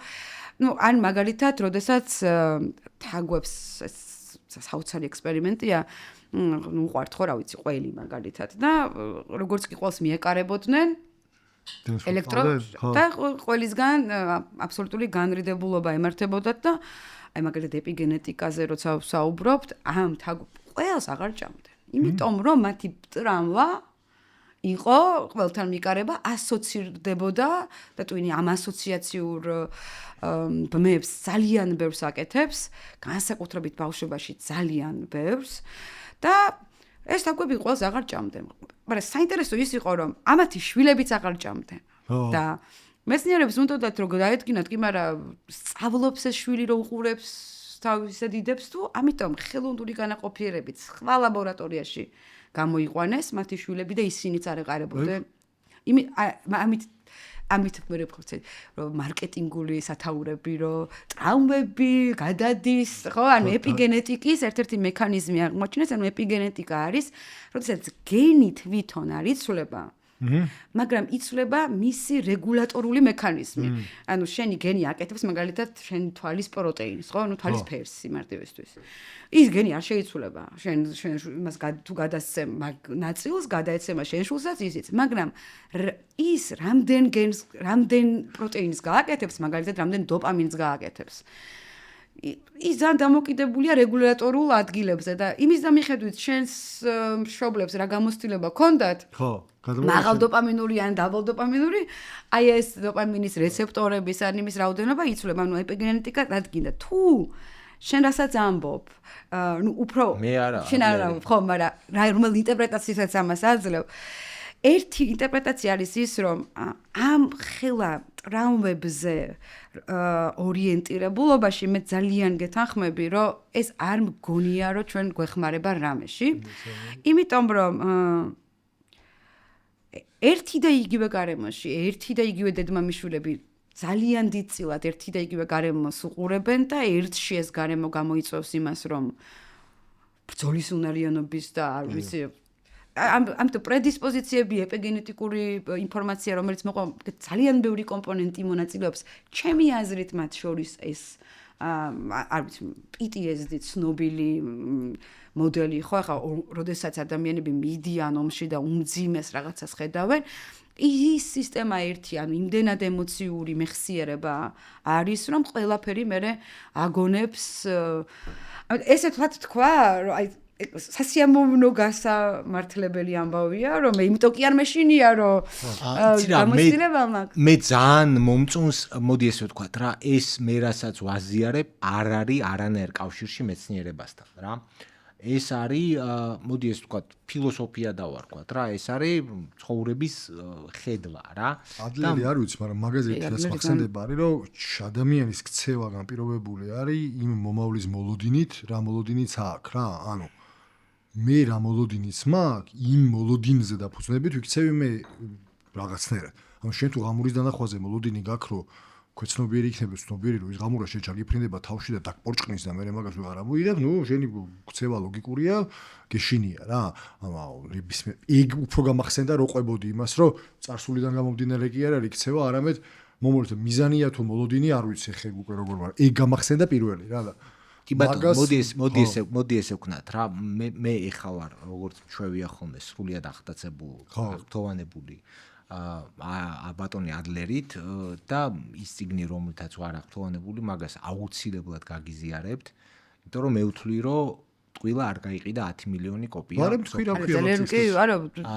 courage to be disliked ძალიან ისეთი უბრალოდ ის ფორმულირება რომელსაც შენ აძლევ ისე ჩანს რომ თითქოს ყველაფრის ანუ ფორმულირება არის ის რომ შენ გაქვს ფარული ანუ შენ გაქვს ეს მიზანი რომელშიც შენ გულისხმობ არის შენი ტვინის პროგრამა ამას გულისხმობ უფრო რომ რაღაცა მიიღო და ეს მიიღო ძალიან მარტივ დონეზე არის იმ სიტუაციაში იმ მეთოდით გადარჩე როგორც გადარჩენა კი ბატონო ანუ შეიძლება უფრო სიღრმისეულად რომ ახსნა ეგრეა მაგრამ მე ამ შემთხვევაში მე რა დონეზეც გავიგე იქ რაც წერენ შიში რატო გაქვს ადამიანს შიში რატო აქვს ზოგადად ადამიანს შიში რატო აქვს საერთოდ ემოცია რატო აქვს მართალი კითხვაა რა საერთოდ ემოცია რატო მე არ ვიცი და შენ როგორ გონია ემოციები რატო გვაქვს მეც და მგონია რომ ეგეც რაღაცა ევოლუციურ გადარჩენას მასე არის ყველაფერი რა რაღაც დონეზე კავშირში ანუ შიშის გარშე ვერ გადარჩები რა იმიტომ რომ შენ თუ სიფრთხილე არ გამოიჩინე შიშის მერე ან თავდაცვის მექანიზმი არ გააჩინე რაღაცა ნუ ვერ გადარჩები რა უნდა გეშინოდეს ცუდი არ არის შიში რა უნდა გეშინოდეს ყველა სხვა დანარჩენ ემოციასაც მგონია რომ თავისი რაღაცა ბიოლოგიური ფუნქცია აქვს რა ანუ სხვა შემთხვევაში უბრალოდ არასაჭირო იქნებოდა და ჩვენი ეფექტური ტვინი მაგას უბრალოდ არ გააკეთებდა რა ალბათ არ დახარჯავდა მაგაში ენერგიას ანუ ყველა ემოციას აქვს თავისი მიზანი ხო თავისი არსი აქვს რა ხო მიზანი რა მიზანი აქვს ემოციას გააჩნია ემოციას უნდა ვიფიქროთ არა ზოგადად ყველა ემოციების ჯამი რა არის რატომ ადამიანს რატომ აქვს ემოცია ალბათ ეგ არის ადამიანის არსიც მაქედან გამოდის ხო ისევ და ისევ მგონია რომ ეს ბიოლოგიური არსება რაც ვართ რომელიც ამ რაღაცა ბიოლოგიურ სამყაროში გადარჩენისთვის გამრავლებისთვის და მათ შორის დომინაციისთვის შეიძლება იმიტომ რომ გადარჩენის ერთ-ერთი რაღაცა ეფექტური მეთოდი არის ალბათ დომინაცია და კონტროლი მაგ ყველაფერში არ ვიცი რაღაცა საჭიროება გამოჩნდა ანუ ემოცია რეალურად არის შენი ორგანიზმის სიგნალი რომ რაღაცა გააკეთოს ხო და თუ ეს ემოცია არის პოზიტიური ეს არის სიგნალი დაიმახსოვრეს ხო დაიმახსოვრე ეს it feels good ეს კარგია ხო როგორც მუშაობს დოპამინური სისტემა და თუ ეს არის ნეგატიური ემოცია სიგნალია რაღაცა შეცვალე შია არ არის მაინც ამით სასიამოვნო ხო და რა ვიცი შეჭამე იქ მეშინია ან გაიქეცი ან გაშრი რომ ღამურ არ დამეტაკოს ან ეჩხუბე ღამურას ამ ეს რა ხო უფრო გავბივარ ხო მეც და მეცან იჩხუბე ან გაიქეცი და და ფრიზინგი კი ფაიტის შანსი არ მაგ და ფრიზინგის ღამურას ანუ ამ ყველა სიგნალს ჩვენს ორგანიზმში აქვს თავისი რაღაცა ფუნქცია და პრინციპში ყველაფერი არის მიმართული იმისკენ რომ ძალიან რომ გავამარტივოთ ეს ემოციების სკალაზე, იმიტომ რომ ემოციების ხოთი ძალიან კულტურული ფენომენია. ყველა მაგალითად არ ვიცით, ყველა მარიცის რა ემოცია არის, განსხვავება რისხანებასა და თქო აგრესიას შორის, ხო? მაგრამ არის სხვაობა. არიან ადგილები, რომლებიც საერთოდ შიშის სახელი ენებში ცოტათი განსხვავებულია. მაგალითად, გერმანელებს აქვს ეგეთი სიტყვა, რომელიც გამოხატავს ემოციას, რომელიც გეუფლება მაშინ, როცა გიხარია, რომ ვიღაცას ცუდი რამე დაემართა. მაგალითად, თანამშრომელთან რომელთანაც ჩვენც გვაქვს ეს სიტყვა, პროსტა უწმაწური სიტყვაა და ვერ ვიტყვი. არა. მართლა არ ვიცი. არა გვაქვს. თუ დავადებ ხო ბოლო თუ ძალიან უწმაწურია. თუ დავადეთ ხო მართლა. რა იყო. არა კაცო. არა არ ვიცი, არა გვაქვს არც ინგლისურში არ არის შესაძყვისი. ზუსტად შესხვისი არ არის. ხო, მოკლედ იმის ემოცია, მაგრამ ნეგატიური შეგრძნება გვაქვს შიგნიდან თუ პოზიტიური, ეგ კულტურის და სიტყვების და იმის მიუხედავად ყველა შეგვიძლია განმოსხვაოთ. კარგად ვარ თუ რა ნეიტრალურთან ახლოს. იცი ამათის მაგაზე აღტაცებას და შფოთს შორის, ხო, excitement-ი და anxiety. ერთი და იგივე ბიოქიმია აქვს, თუ არასწორად ვიცი ეგა. არა, ერთი და იგივე ბიოქიმია, ისეთი თემა არაფერს არა, ანუ იმდენი პროცესი ხდება და ისეთი პატარ-პატარა, ამიტომაც ემოციების რამხელა ის არის, ხო? სპექტრი, შეიძლება ყველაფერზე სახელი არა გვაქვს, მაგალითად ეგ ძალიან მიყვარს ეს მაგალითი იაპონელებს რო აქვთ, ცალკე სახელი ემოციის. საპარიკმახეროში ცუდი ვარცხნილობა რო გაგიკეთეს, რა ემოცია გეუფლება, ხო? ხო ვიცით რომ განსხვავებული ემოცია. ხო? ანუ ემოციებს ყველაფერს ძალიან ბევრი სხვადასხვა პარამეტრი განაპირობებს, მაგრამ ფუნდამენტურ დონეზე ის არის რომ გვაქვს შკალა ენერგიის, რამდენად მაღალი გვაქვს ენერგია, რამდენად დაბალი და რამდენად ამას ინგლისურად ქვია affect, რამდენად პოზიტიურია ან ნეგატიური შინაგანი განწყობის ტონი, რო გადმოვთვალგუნო ქართულად. ეს შენი შინაგანი შეგრძნება. აი ამ კომბინაციას თუ მაღალი გაქვს ენერგია და ნეგატიური გაქვს შინაგანი განწყობა ეს შფოთია. მაგრამ მაღალი ენერგია და პოზიტიური გახტაცება. ხო, აი რაღაცა მაგრამ ეგ ენერგიის ის არის. გავიგე. ამ ბიოქიმია განსხვავებულია, კი. აი მეც მინდა ეხლა ცოტა ავრიო არა დაუბრუნდეთ ანუ კადა თან ეს კითხვა მქონდა დიდი ხანი რა. ურე თავისუფალ ნებაზე სემჰარისე და ამასთან მიგრაციებს რა. არა, საკრიტიკული საკითხია რა. იმიტომ რომ მე ეგ წიგნზე როგორი რეაქცია დავემართ, ის მოკლედ ამ სემჰარისის თავისუფალი ნება არის ეგეთი წიგნი, სადაც სემჰარისი იძახის რომ შე რო გონია რომ თავისუფალი ნება გაქვს, რეალურად არა გაქვს და მე მოყავს. ხო, არა. მე მოყავს. არა, ეს არის ვიცი, დამახინჯება ინფორმაცია. ხო, მე მოყავს ეს ნეირომეცნიერული რაღაც ექსპერიმენტების თელი კასკადი, რომელიც ნახევარი გავიგე, ნახევარი ვერ გავიგე, მაგრამ არსი რაც არის, ის არის რომ ადამიანი როდესაც არჩევას აკეთებს ან გადაწყვეტილებას იღებს, მანამდე უკვე რაღაცა ხდება ტვინში, რომელიც თანხვედრაში არის მე იმ არჩევანთან თუ რაღაცას. ესე გავიგე მე. მე გაუბრაზდი ამ წიგნს, იმიტომ რომ მე როგორც ადამიანი, როგორც თავისუფალი ნების მთელი ისა რა ქვია, დამცავი და მთელი ჩემი ცხოვრება მაგაზე აწყობილი, გაუბრაზდი მაგ წიგნს, მაგრამ მახსოვს რომ აი ესეთი რეაქცია მქონდა რა. რა უნდა გამოგებინე მართლა? არა, გვაქვს ტყილა ვარ. არის რატომ არის ეს არასწორი ფორმულირება, ის არის რომ კატეგორიულად სასაცილო იქნება, ეხლა ჩემი მხრიდან თქვა რომ გვაქვს ან არ გვაქვს. უბრალოდ ჩემთვის ეს არის ერთ-ერთი ისეთი კითხვა. რას ნიშნავს თავისუფალი ნება? ამ კითხვაზე მე პასუხი არ მაქვს. ამიტომაც როცა ადამიანი ამტკიცებს რომ მაქვს სულ ჩაკითხვაში ვარ შენ რა გგონია რომ რომელია ეგ თავისუფალი ნება და სად იწყება? არა იმიტომ რომ მე ვამტკიცებ რომ არ გვაქვს. მე გულწრფელად მინდა ვთქვა რომ ეს რთული თემაა. რთული თემაა იმიტომ რომ ერთ-ერთი დიდი სიმყარის მომცემი განცდა არის ადამიანებისთვის რომ კაცო მე ვწყვეტ ახლა ბიზნესზე ჩავაბარო თუ ნეირომეცნიერებაზე და უცებ ვიღაცა მოდის და ეუნება თან არა 100% ცოდნით.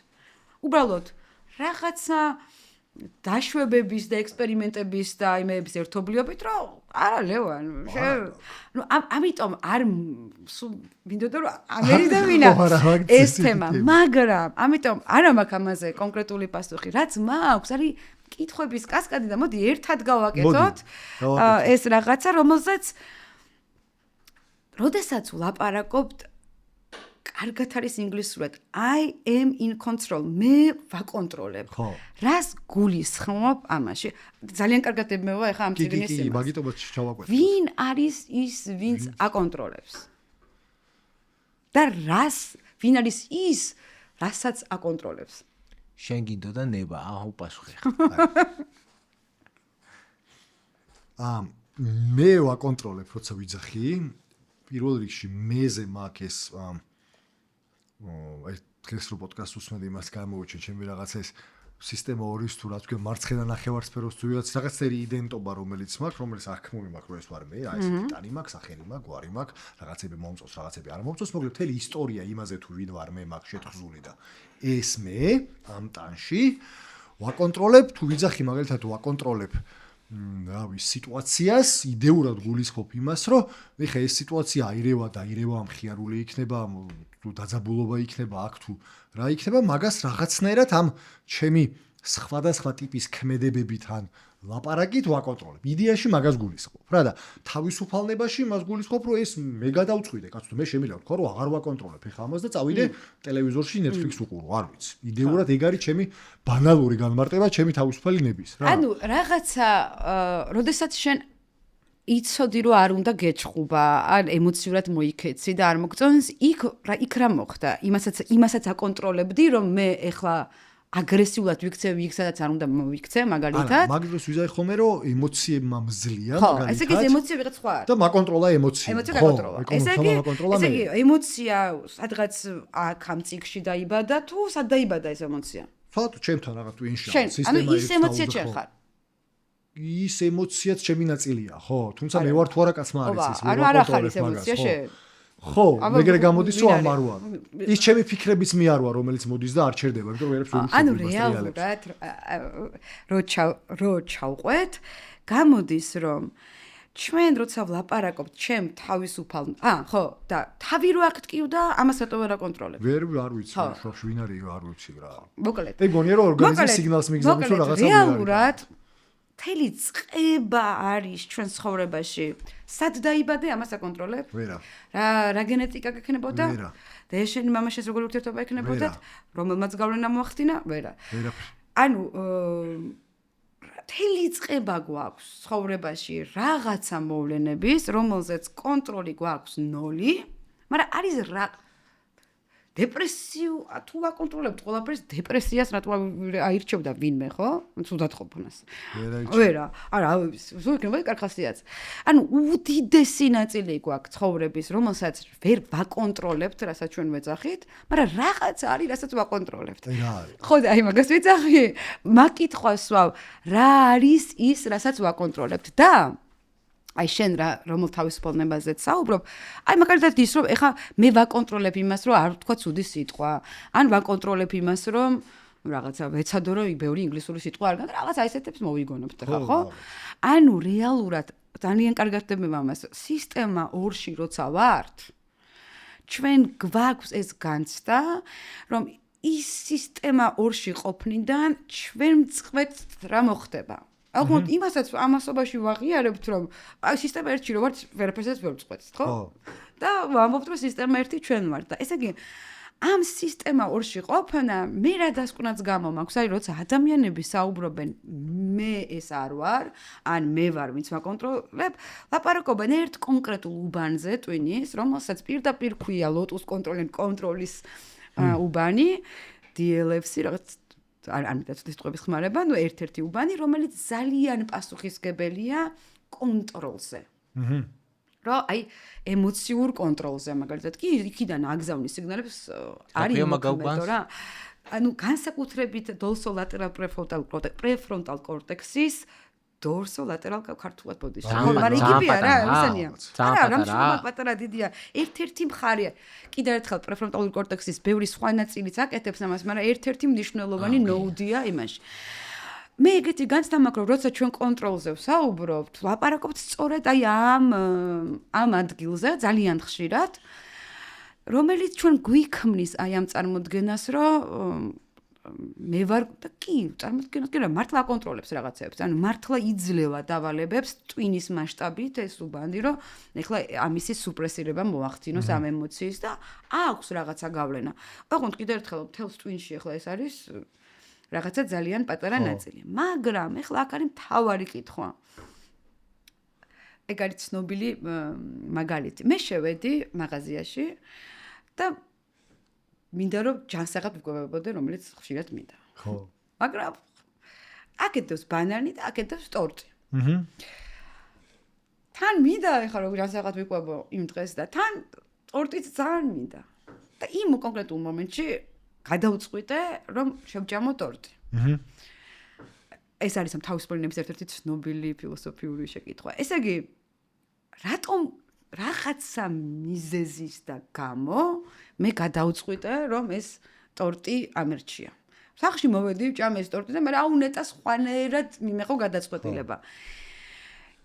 იქ როცა ვიდექი, რა ხდებოდა ნეირობიოლოგიურად ჩემს წვინში, ჩემს ორგანიზმში, ჩემს მეხსიერებაში, რა ხდებოდა დილით, ვინმე ხომ არ გამაბრაზა, ქმარმა ხომ არ მაწყენინა, რა უძღვოდა იმ ყველაფერი იმას, რომ მე იქ როცა ვიდგებოდი, ტორტს ავირჩევდი ბანანის ნაცვლად.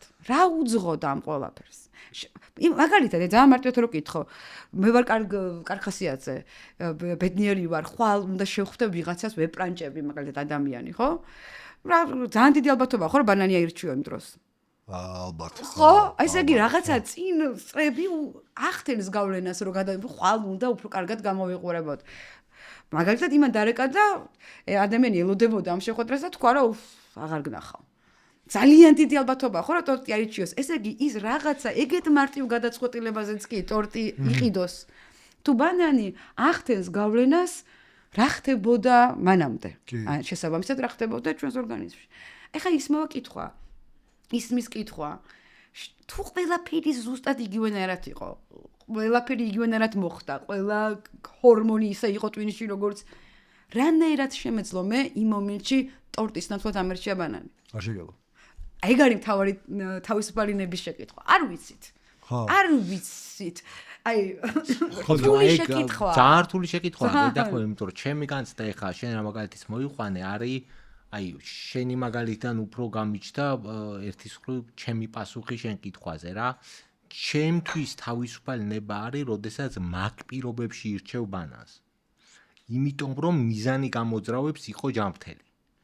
ანუ ჩემთვის თავისუფალი ნება ეგ არის. ჩემთვის თავისუფალი ნება არ არის, როდესაც მოდი ისევ ამ წიგნისგან გამომდინარე გავამარტივებ ჩემ შეობა ისედაც მარტივია, მაგრამ ჩემ სიტყვებს გავამარტივებ რა. ინსტინქტში მე ვაერთიანებ ყველანაირ ემოციას და ყველანაირ ხო აი აბსოლუტურად ყველაფერს, რაც კი არ არის დაკავშირებული სისტემა ორთან, მოდი ესე ვთქვათ რა. როგორც კი ინსტინქტურ გადაწყვეტილებას იღებ, იმ მომენტში შენ არ ამჟღავნებ ჩემთვის ნებას. ზოგადად ამიტომ თქვი, მე ეს შთაბეჭდილება ყველა ადამიანს რომ ამას ვეკითხები, მგონია რომ საბოლოო ჯამში, როცა ადამიანები თავისუფალ ნებაზე საუბრობენ და განსაკუთრებით ძალიან მოწონთ ეს ცნება კაცებს, სწორედ ამას გულისხმობენ, რომ მე იმდენად ძლიერი პრეფრონტალური კორტექსი მაქვს, ეს ერთი ის რითიც განსხვავდები მაიმუნისგან, ან სხვისგან, ანუ რასაც დანიელი ეძახის სისტემა ორს, რომ მე მაგ თავისუფალი ნება და მთელი ხა ჩვენაც ვისაუბრეთ. თან ვაღიარეთ რომ ადამიანი არ არის მარტო სისტემა 1, არის ბოდიში სისტემა 2, ხო? ადამიანი არის აი ეს უამრავი სხვადასხვა ევოლუციური ინფორმაციების და მის მატარებელი მარტო ტვინი რა კიდე ორგანიზმი რამდენამეს ატარებს და ჩვენ ვამბობთ რომ როდესაც ვაპარაკობთ თავისუფალ ნებაზე, თავისუფალი ნება აქვს მხოლოდ იმ ადამიანს მაშინ გამოდის, რომელსაც იმდენად ძლიერი აქვს ან მხოლოდ იმ მომენტში ვლინდება ეს თავისუფალი ნება, როდესაც საკმარისად ძლიერი არის ის პრეფრონტალური კორტექსი, რომ სუპრესირება გაუკეთოს ემოციურ ტვინს. აი მაგალითად სტიმული ხო არ არის ძლიერი, სხვა მათ შორის რომელსაც ჩვენ შეიძლება მიზანი დავარქვათ, რომელიც ზუსტად იგივენერად მოქმედებს იდეურად. როგორც სხვა სტიმული, რომელსაც შეიძლება ინსტინქტს ვეძახ, ანუ მაგალითად რო აიღო რა, ანუ ჩემი სტიმული იმისა, რომ ვიყო ჯანსაღი, იმიტომ რომ ვიცოცხლო დიდხანს, იმიტომ რომ რაღაცა შესაბამისად უკვე კონტროლში მოყავს იმ ქვეცნობიერ სიგნალებს, რომელიც ტვინში ხდება, რომელსაც ვერაფერს ვერ უშვები, მოყავს ეს ჩემი ქცევა და იგივენერად არის თქვათ რაღაცა, ანუ შოკოლადის მიმართ ლტოლვა, იმიტომ რომ ზუსტად იგივეა ტვინში რაღაცებისთვის ტკბილი გინდა ან რაღაცა არ ვიცი, რაღაცა მოხდა და ამ ტკბილით იკომპენსირებ იმ თემას, ოღონდ იმასაც ქვეცნობიერად რა. ანუ ეგ ხო არ გვერევა, თქო, იმიტომ საბოლოო ჯამში საითკენ მივდივართ, იცი რომ იმდენად ბევრი რაღაცა შეიძლება მოხდეს, რომელმაც ესა თუ ის სტიმული წამოწია შენში, რომ შენ რამდენად გაუძლებ ამ ცდუნებას თუ ვერ გაუძლებ, მაგაზე ხდება დამოკიდებული, ანუ იმაზე კი არ ხდება დამოკიდებული, შენ უბრალოდ არჩევანს აკეთებ თუ არა, რომელიც თავისუფალი ნების აღაზონზე კლასიკური გამოხატვა, თავისუფალი ნება, რომ რა ვიღა, ამას ავიღებ, გადავდებ ან არ გადავდებ რა, მაგრამ ეხლა ამას რო შეხედო რომ ამას მე გადავდებ თუ არ გადავდებ, ამის ძალა მე და ნება დამოკიდებული არის იმაზე, ტემპერატურა როგორი არის, ნუცარას ლაპარაკობს, დღესდილით რა მოხდა, ჩემში ტანში შაქარი აიწია, დაიწია, რავი, ხვალინდელ დღეზე შფოთავ თუ არ შფოთავ, ამ ყველაფერზე თუ არის დამოკიდებული იმ ჩემ ნებაზე, რომ შევძლებ თუ არა მე ამის გაკეთებას, მაშინ თავისუფალი ნება არის თუ უბრალოდ სტიმულების ნაკლებობა ან ზედმეტობა იმისა, რომ მე ეს უნარი ეს ნება გამოვხატო რა, ვძლიო ამას. მიხდი რას ვიძახი? მე კი მივხვდი, მაგრამ მე ვერ მივხვდი. ეგ არის მთავარი დილემა. რაზეც ვიძახი, რომ პასუხი არ მაქვს, მიხდი? ხო. რომ შენ ახლა როგორ დააფორმულირე, ზუსტად კარგად დააფორმულირე, რომ ან უბრალოდ რაღაცა კომბინაცია მიჯდება ისეთი, რომ არ დამირეკეს, არ გამამწარეს და ამიტომ გარე სტიმული, მაგალითად, შოკოლადის ან ტკბილის არ გახდა ძლიერი ჩემთვის, ანუ ის დოპამინები იმდენი არ გამომეყო, იმიტომ რომ სხვა რამეზე მეყოფა ეხა დოპამინი. გამომეყოფა, რომ აი შეხვედრაზე მივდივარ ვიღაცასთან. ანუ სიგნალების ერთობლიობა იძლევა იმ შედეგს, რომ მე ვახერხებ კონტროლი მოვახდინო ჩემს რაღაცა მიდრეკილებებზე, თუ მართლა არსებობს რაღაცა კიდევ სხვა ნება, რომელიც მიუხედავად იმისა, რამდენად ძლიერი იქნება გარე სიგნალი, ან შიდა სიგნალი, გარე და შიდა ტვინისთვის ერთია, ხო, სხეულიც გარე სიგნალია მისთვის. ხო? თვალიდან სიგნალის. თუ არსებობს კიდევ რაღაცა სხვა, ამის მიღმა, რომელიც წყვეტს, რომ ეხა მე დავემორჩილო სისტემა 1-ს, თუ ამოვქოქო სისტემა 2. ეს არის რთული შეკითხვა და ისეთი ფილოსოფიური და ღრმა და ისეთი შეკითხვაა, რომ აი მგონია რომ ბოდღე ვიტრიალებთ. იცი რა მომენტი მოდის, მაგრამ სემჰარისაც ეგ მაგალითი მოყავს. ანუ მაგალითისთვის ჩვეულებრივ სასამართლო ტრიბუნალზე თუ რაც ქვია მაგას, სასამართლო დარბაზში, მოდი ესეთ ნორმალური ქვეყნების სამართალი ავიღოთ. თუ ადამიანს დაუმტკიცდა, რომ ის კლინიკურად ან მენტალურად ვერ არის ჯანზე რაღაცა არსებული სამედიცინო კრიტერიუმები, რომლებიც იცვლება სხვათა შორის დროთა განმავლობაში, ხან ზევითადის, ხან ქვევითადის, ხან მარცხნივ გამოდის. მას ეუზავრო, რომ მას თავისუფალი ნება ამის გამოხატვის არ ქონდა, ამიტომ ციხეში კი არ უშვებენ რაღაც კლინიკაში. პირობითად ვიძახი, ანუ რა ქვია მაგას, მენტალურად, ხო, ცოტა გიჟი თუ დაუმტკიცდა, ასე ვთქვათ, არ ვიცი, ცუდი სიტყვა შეიძლება ვიხმარე, მაგრამ ანუ მენტალური დაავადება თუ დაუმტკიცდა, მას აღარ ასამართლებენ კლასიკური სამართალით. რა ვიძახი, რომ ის მისი ნება არ იყო. ხო, და ეხლა წარმოიდგინე შენ ეგეთი რაღაცა, რომ ნეირომეცნიერებაში განვითარება პოეთ, ჩავედით და გავიგეთ, რომ შენ რო გონია, რომ ეგ შენი ნება იყო, ეგრე არ იყო, როგორც ის შიზოფრენიკის ხო არანაირად აგვიგვავს საყაროს და გონია, რომ კომეტა ეცემა და ამიტომ გარბის, ეგრე ხარ შენც. თორე ისე სულ არ ახარ ეგ. ამიტომ ძალიან ეგ რომ მოხდეს რა შვები რა. ძალიან რთული თემა არის, ამიტომ რომ ეს რომ პრეცედენტი, ანუ ამ ტვინის სტიმულების გამო აღიარება ადამიანს, რომ ეს მისი თავისუფალი ნება არ იყო, გვაქვს ეგ პრეცედენტი, რომელიც თავის დროზე მაგას ეგრე არ აგვიქვავდით, ანუ მერე მოხდა ეგ რა, ანუ ადამიანის შესწავლიდან გამომდინარე და ზუსტად ეგ არგუმენტი მოყავს სემჰარის, რომ ეხაც ეგრე არის, შენ რო გონია, რომ ამ ჭიქის გადადების გადაწყვეტილება მიიღე, არა, ამ დროს შენი ემერაის რო გიყურებ, შენ არ მიგიღია ეგ, რაღაცა მოხდა და საკმაოდ დაგვიანებით ცნობიერად გეგონა, რომ შენ მიიღე მერე. ერთი ძალიან მიყვარს ეს კვლევაც, სტენფორდის კვლევა არის, როდესაც ადამიანებს ავალებდნენ, რომ მიიღოთ ეკონომიკური გადაწყვეტილება და აკვირდებოდნენ ტვინში, რომელი ტვინის უბანი რეაგირებს პირველი. და ჯერ ემოციური ტვინი რეაგირებს, ანუ მარტივად რომ ვთქვათ, ემოციური ტვინი იღებს გადაწყვეტილებას და რაციონალური ტვინი ხო, ამართლებს მე ამ გადაწყვეტილებას და ძალიან ბევრი ესეთი მაგალითია. აი იმისი დასტური, რომ რაღაცა ერთობლიობა არის სიგნალების ჩვენი გადაწყვეტილებები, ხა ერთ-ერთი ყველაზე რაციონალურად მოაზროვნე, ძალიან ფაქტებზე დაფუძნებული უნდა იყოს მოსამართლეების და ამ შემთხვევაში ამერიკის მოსამართლეების, შეერთებული შტატების მოსამართლეებზე დაკვირვება, ხო, ანუ ყველაზე არც თავიანთი ემოციებზე მიდის საქმე, როდესაც იღებენ გადაწყვეტილებას დააკმაყოფილონ თუ არა გათავისუფლების მოთხოვნა ამ კარგი ვაქცევაზე. და აბსოლუტური სტატისტიკა აჩვენებს, რომ ხო ბევრი შედის, ხო რაღაც მარტივი გადაწყვეტილება, ხო იცი, მანამდე ბევრი რომ უნდა გაიარო lunch time-ის, ანუ შესვენების დროს როცა უახლოვდება, არის ბევრი უარები. ანუ ძალიან კარგი მაგალითია იმის, რომ ეს გადაწყვეტილებაც არ არსებობს. მენა შემრცხვა ეგ რო წავიკითხე, თითოეული მოსამართლის მაგივრად შემრცხვა. და ეს შენი აზრის რომ თავარია რაციონი აგისი აღარ? არა, მაგისი არ შემრცხვა, კაკრას იმისი შემრცხვა, რომ ჩემთვის ნების გამოვლენა არის, აი თქვენი მსჯელობის ფონზე, აი ეხა უფრო მომეწონა ჩემი საკუთარივე ფორმულირება ჩემ თავთან რა. როდესაც არ ვიცი მაგას რა ჰორმონი ქვია, მაგრამ როდესაც სიამოვნების ჰორმონი ნების გამოვლენისგან უფრო დიდია ყოველთვის, როდესაც სხვა ჰორმონი, სხვა ქმედებისგან მიღებული ჰორმონი. დაახლოებით დანიელმა რაც გააკეთა ამას ლაპარაკო. ანუ შენ ამბობ რომ როცა მძლიერია შემეპროექტიკა რა. კი. როგორ შეხედე ხა ისი მაგ თემას გივეხმაროთ და 100% მოგ, მაგრამ იგივენად რომ გადავიტანოთ სხვა ნაწილში, ეგეთ რაღაცაში რო ავიღოთ. ზოგ ადამიანს თან დაყოლილად აქ უნარი რომ უფრო სწრაფად ირბინოს. აქვს. თან დაყოლილი აქ რა. მაგ ადამიანმა რომ დახარჯოს დღეში 1 საათი სირბილში ვარჯიში და მეც რომელსაც არ მაქვს თან დაყოლილი დღეში 1 საათი, ის ყოველთვის ჩემზე წინ იქნება რა. მე თუ ცოტა მეც ვივარჯიშებ, შეიძლება დავეწიო რა.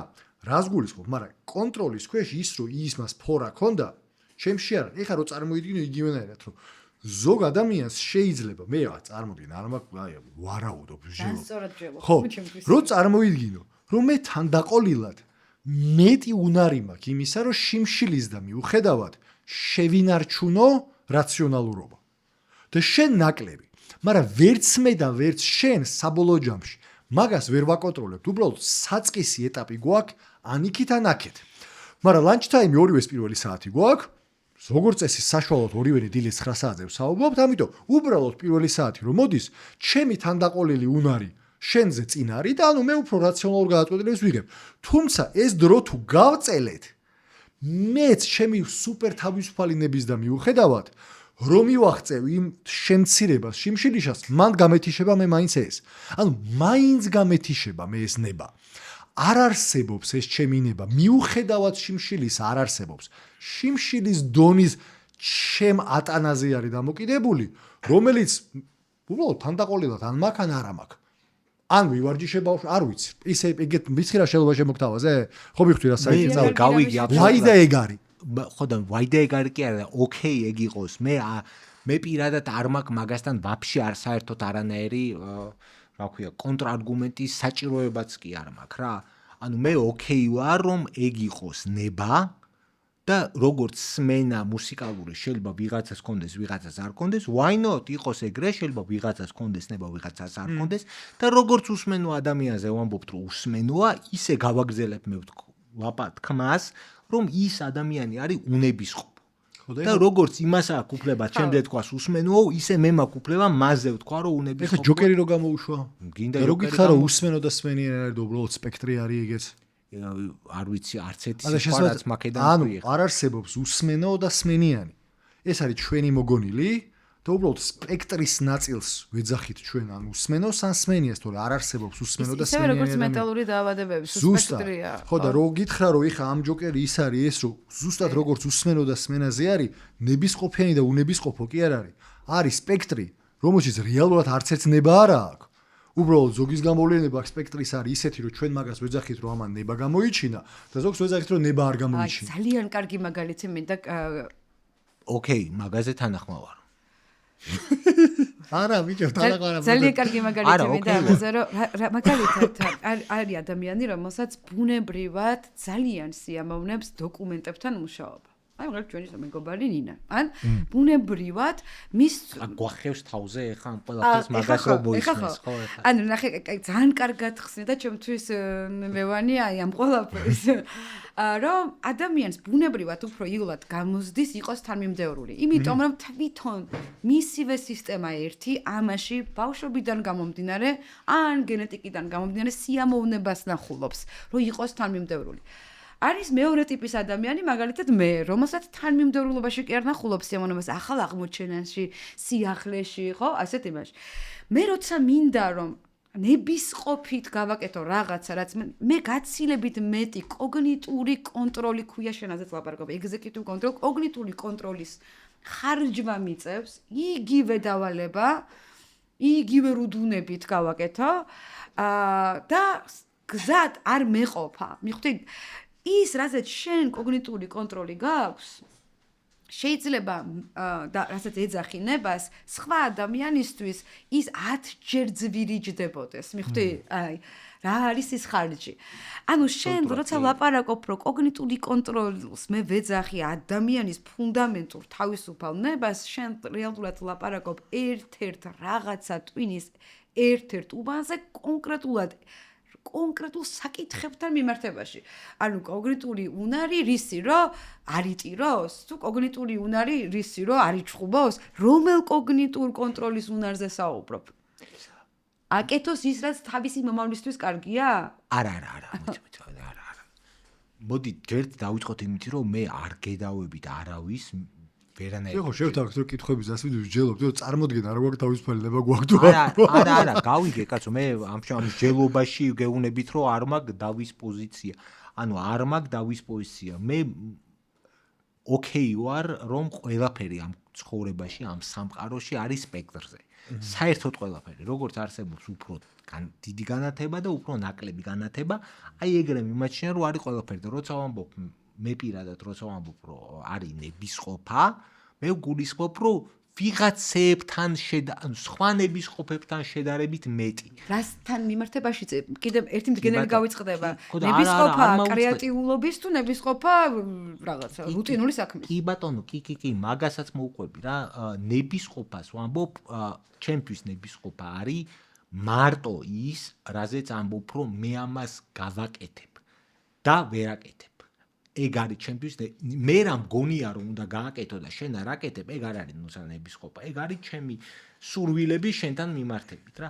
შენ როცა იტყვი რომ მე მინდა ეს და ამას ვერ გააკეთებ, იმიტომ რომ მილიარდი მიზეზი რა, ჩემთვის ეგ არის რომ შენ რას გერჩი კაცო, ჩემ თავზე ვიტყვი რა, როდესაც და მე ხო, არ იყოლებ მე არა კაცო, მე არაფერი არ იყო ნებისყოფა, უნდა რომ არეჭამა დორტი და ჭამა. არა, ნუ მე ვაფშე არაფერი კაცო, საერთოდ არაფერი. რაღაცა შეფასებით სისტემაზე ვსაუბრობთ კი ვიყო, ეხლა რომ ეს რაღაცა კარგია, სადღაც ეს კონოტაცია მოყვება ამ საუბარს და მაგიტო.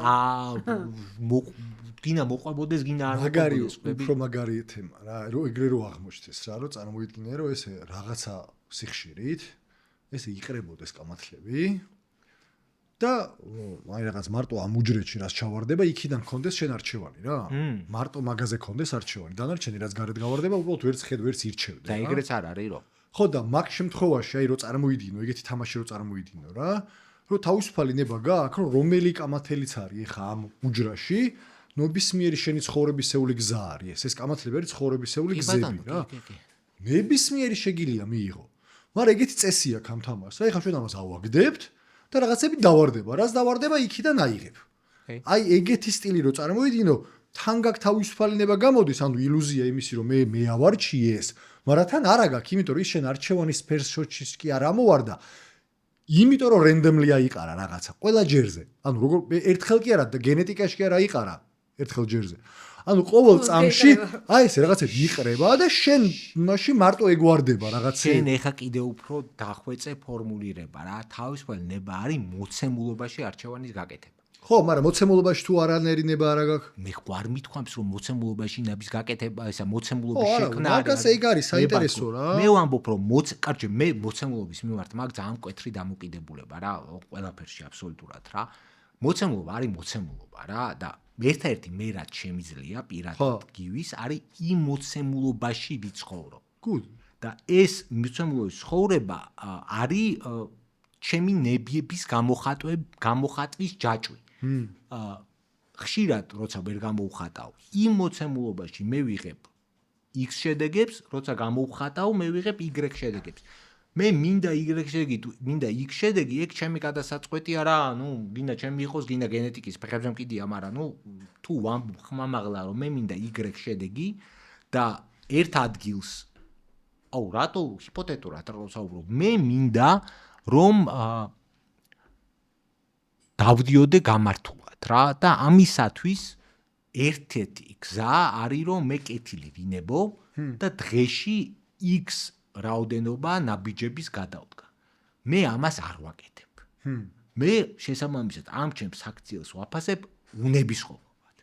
არ ვედრები არავის, არ ვადრი არავის, ჩემთვის ეს ძალიან მარტივია. ისე იმამ დავდივართ. საბოლოოში როგორ გვესმის სიტყვის შინაარსი და რა ფუნდამენტურად რაზე შევთანხმდით რომ თავისუფლებას რას ვეძახით, იქიდან გამომდინარე გამოგვივა ეგ თემა რა, იმიტომ რომ აი ეს ეხლა ზუსტად ამ გივიცსაც არგუმენტებს მოვიჩენ, ხო რა ამ არსებულ რენდომ დალაგებაში არჩევანს შეგიძლია და უძახო თავისუფლება, შეგიძლია თქო რომ რანაირად კაც ვაღწევ. აი კიდევ ერთხელ თავისუფალი ნების ჭრილში როცა გადადის იმდენად ფილოსოფიურ ღრმა, ხანდახან სულიერ საკითხს ეხება, რომ აი ეს მსჯელობა რაღაცა ცოტათი არა, იმიტომ რომ თავისუფალ ნებაზე კი არ ვსაუბრობთ ეხლა რაც გივიკომ რა მაგალითიც მოყვა, ჩემთვის სუსტად ისევე ამ რისთვისაც შევიკრიბეთ ამაზე ვსაუბრობთ.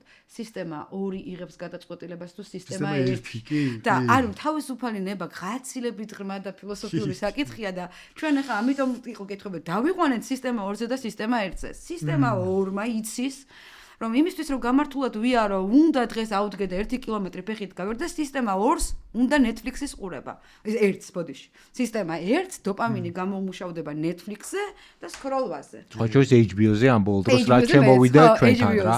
გადასარევი. ანუ რაღაც არის ისეთი თემით ვასრულებთ და მიმალიო დავასრულოთ რომ რაც აქამდე ვისაუბრეთ რომ აფკაცოა მოყვა რომ ხალხნო არ არისო სისტემა 2 არ არის მარტო ადამიანის ცხოვრებაო უდიდეს გავლენას ჩვენს გადაწყვეტილებებზე მათ შორის ახლა რა მაგალითიც მოყევი ახდენს ეს სისტემა 1 რომელიც ავტომატურია და ხშირად ჩვენი კონტროლის გარეთ არისო ამდენი ვისაუბრეთ და ბოლოს მივედით რომ რას ქვიაო მე ჩემ თავს უბრაზდებიო როცა სისტემა 2-ით ოპერირებას ვერ ვახერხებო შეიძლება რა თქმა უნდა გაუბრაზდე არაფერს არ უბრაზდები კაცო ამას ვარ ქნევო უნების ყოფობა კაი კონოტაციით ამბობ ხო ორევ თქო რა ბიჭო ხო და მაგრა არის მაგრამ უნების ყოფობა კაი კონოტაციით ეგეც სიტყვა არ არსებობს ჩემთვის ცალსახად არ არის კაი კონოტაცია გავიგე მაგრამ არა არ უბრაზდები მაგაზე შეთანხმებულები ვართ რა რომ შენ ამას გააფუჭებ ამას არ გააფუჭებ მოიცა ერთი წუთი გეხვეწები გეკაი სუსტად იმდენად ეს მნიშვნელოვანი თემა რომ ისე რატო აი გაბრაზებაზე და ნეგატიურ კონოტაციაზე ამდენ აქცენტს რატო ვაკეთებ, რომ კი სისტემა 1 ანუ ეს ავტომატური ძალიან ხშირად არ გვაკეთებინებს აი მაგას, როცა ჩვენ რაციონალურად ვიცით, რომ ადექი და გაიარე ხა. და რატომაც მე მაგ აი ამ ხელა ეს მიუღებლობას დავარქმევ, ხო, რომ რატო უბრაზდები შენ თავს, რომ ჩემთვის გზა აი ამ სისტემა 1-ის მეტნაკლებად აი შენაც მოგწონს კონტროლის ქვეშ მოყვანის გზა მხოლოდ ის მგონია რომ არ გაუბრაზდე მიხვდი რომ ის შენასაც ამბობ რომ სისტემა 2-თან უნდა ვიარო ის სისტემა 1-ს რომ ის სკროლვა ურჩევნია იმიტომ რომ ესეა მოწყობილი შენი ტვინი რომ რაც მაღალ დოპამინს იწვევს სამყაროში იმიტომ რომ მაღალი დოპამინი ძალიან იშვიათი იყო ჩვენი პირველყოფილი ადამიანისთვის ხო რაცაც მაღალი დოპამინი გამომუშავდება, ის უნდა ამ ლიმბურ ტვინს და კი აქეთ არის ეს პრეფრონტალური კორტექსი, მაგრამ ის შევთანხმდით, რომ უფრო სუსტია და უფრო მეტი ენერგია აქვს და ის დაპროგრამებულია, იმ ტკბილზეც დაპროგრამებულია, იმ Netflix-ზეც, იმიტომ რომ ის აღიარება იმ გეიმინგზეც უცებ გამარჯვება და თუ ჩვენ ვამბობთ ამას, რომ მოდი რადგან ადამიანები ვართ, ამდენი გავიგეთ ტვინზე, ამდენი იმას ვქნათ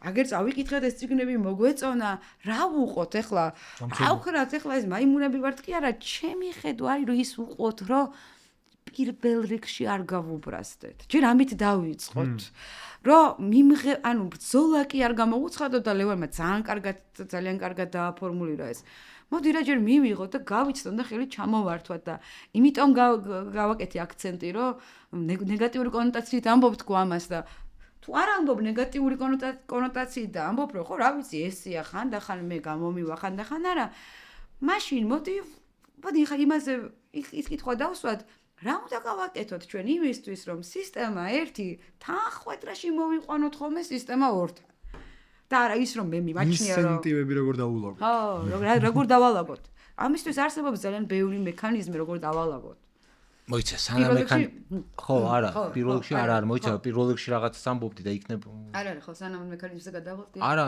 კითხვებს ვამატებდი და მაგით ხო და მკითხე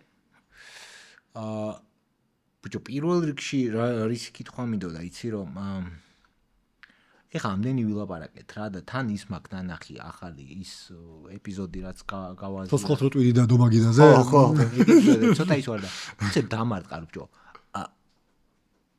ეს ეხა ეს სისტემა 1 და სისტემა 2 იდეაში მარცხენა თუ მარჯვენაა?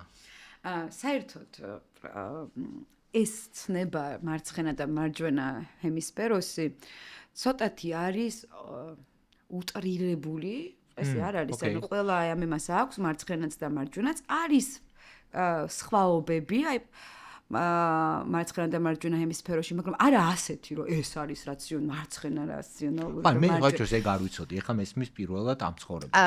რა ხელას არ არის ამ ხელას სხვაობები, ანუ ორივე არ არის. ცოტა უფრო მეტად გადაჯაჭულები არიან, ვიდრე გვეუბნებიან რომ გადაჯაჭულები არიან. კი, აი მაგალითად ეხლა იგივე მეტყველების, ხო, ერთი მხარე აღიქვავს მეტყველების შინაარს, მეორე მხარე მეტყველების ემოციურ კონოტაციას. ერთმანეთის გარშემო მთლიანად მეტყველება არ არის. ხო, მეტყველება არ. ამიტომ ესეც არ არის, რომ ეს რაციონალური, ეს ცოტათი უტრირებულია და აი შენ რომელ ხალხზეც საუბრობ, ისიც სწორედ იმისთვის უფრო მარტივად ისაუბროს, ეხლა მას ხო თავისის დაემართა მარცხენა დაკარგა და არის რაღაცა პატარა სხვაობები, მაგრამ კიდევ ერთხელ ესეთი დაყოფა ნეირომეცნიერულად ითვლება, რომ და რაღაცნაირად oversimplification გამარტივებას აქვს. იმხალ ერთი რაღაცა თქვა, თან საკმაოდ მომხვდა რა, რომ ზუსტად ერთი რაღაცა რომ მარცხენა ნაწილიო, ამაზე არის პასუხისგებელიო რაღაც მეტყველების თუ რაღაცა ნაწილზე იყო, მაგრამ მარჯვენაო, აქ რაც ამოიკითხა იმის ზედა სურათზე არის პასუხისგებელიო რა, ანუ საბოლოო ჯამში ამან რაღაც აღიქვა, მაგრამ ამან კონტექსტი შეძინა რა და მე ეს ერთობლიობაში გაძლევს საბოლოო ჯამში რა და ესეც მაგას იძახდა რომ ორივეც ბალანსის ამბავია. ეკალიც და ესეც საბოლოო ჯამში ამ ორი გინდა სისტემის გინდა ნახევარსფეროს ჰარმონიულ თანაცხოვრებას მოგვიწოდებენ. არც ერთი არ არის იქ, ანუ მე არ აღვიქვ ამ ტიქს მაგალითად როგორც სისტემა 2-ის promotions და არანაირად. შენ ბოლოს წაიყვანე მაგეთ. არა, მე ამ ციგნის კულტურაში არ წამიყვანე, მე შენ ჭრილში წავიყვანე, ხო და მე ჩემთვის ეს ციგნი იმიტომ იყო ესეთი ground breaking არ ვიცი როგორ თქვა კაცი. მიწის შემძვრელი. ხო, მაგრამ რაღაც კრეტინულად ჟღერს მიწის შემძვრელი და ანუ ვიგონისღო რომ რამე ისეთი რამე ნორმალური მითხარი. ხო და ისეთი ისე მიდელი ვიკავეთ და ეხა მარტო გავერთოთ. ბაზარი არ არის, ხო და არა, იმიტომ იყო რომ ზუსტად ეგ მუღამი დამანახა და ეგ დამაფასებინა და შემაფასებინა რომ ეგრე არ არის რა. მოკლედ, მაგრამ ხო. რაღაცას ამბობ, კი, რაღაცას ამბობ. მე მიცი რა მაინტერესებს, არ ვიცი რა ხელს კითხულობდი. არ ვიცი, ცოტა გადავედი ხა. ხო და მე მაინტერესებდა, იმიტომ რომ კაი კითხვა გაქვს აქ ჩაწერილი, რომელიც მომეწონა რა და იქ დამაინტერესა. საზრისის შეგრძნება რა, ანუ რო რაღაცისთვის ხარ აქ. აი იქ სად არის რა, მან სისტემა 2 მოდის, სისტემა 1 მოდის. აი იცი როგორ რა გეხმარება ეგ რამეში. ადექი და გადი. ძალიან მინდოდა რომ ესეთი უფრო დამიწებულ თემებს საერთოდ დამიწება არ გამოდის ხო რა ეს აუდიო დალაგა მე მეგონა რომ თქვენ უფრო ძალიან ფილოსოფიური სისტემა 2 ხო? ხო, კი. ესე ჩემ პრაიმინგი და ესეც რა ქვია კი, იმიტომ რომ კი მესმის. ჰაუ ეფექტი არა, ეგ არ არის ჰაუ ეფექტი. ხო, რა ქვია, ტენდენციურობა, ბაიასი, რომ აი ეგ მინდოდა მეკითხა. აი ეგ მინდოდა მეკითხა. ახსენი ტენდენციურობა. არა. ეგეც და მიაყოლე ისა. მე დასვი. სტერეოტიპი. განგეპარგე კითხები ხარ, რას გულისხმობ ამაში, ამ სიტყვაში? საზრისი, ხო, საზრისი მიზანი, არ არის ესე ცალსახა, ხო? ხო, არ არის. არსებობს ორი ძალიან რთული პრობლემა მეცნიერებაში, ერთი ხო theory of everything, ანუ ყველაფრის თეორია, რომ კვანტურ დონეზე და ზედა დონეზე ფიზიკურ, ხო, ნიუტონიანი ფიზიკის დონეზე გავაერთიანოთ ერთად და ერთი ფორმულა შევქმნათ და მეორე არის hard problem of consciousness, ანუ ცნობიერების რთული პრობლემა. საერთოდ რა არის ცნობიერება? ანუ ვერ მიხდი რომ რთული სახსნელი ამბავია. არა, რთული სახსნელი კი არის, ძალიან კარგი ისა აქვთ.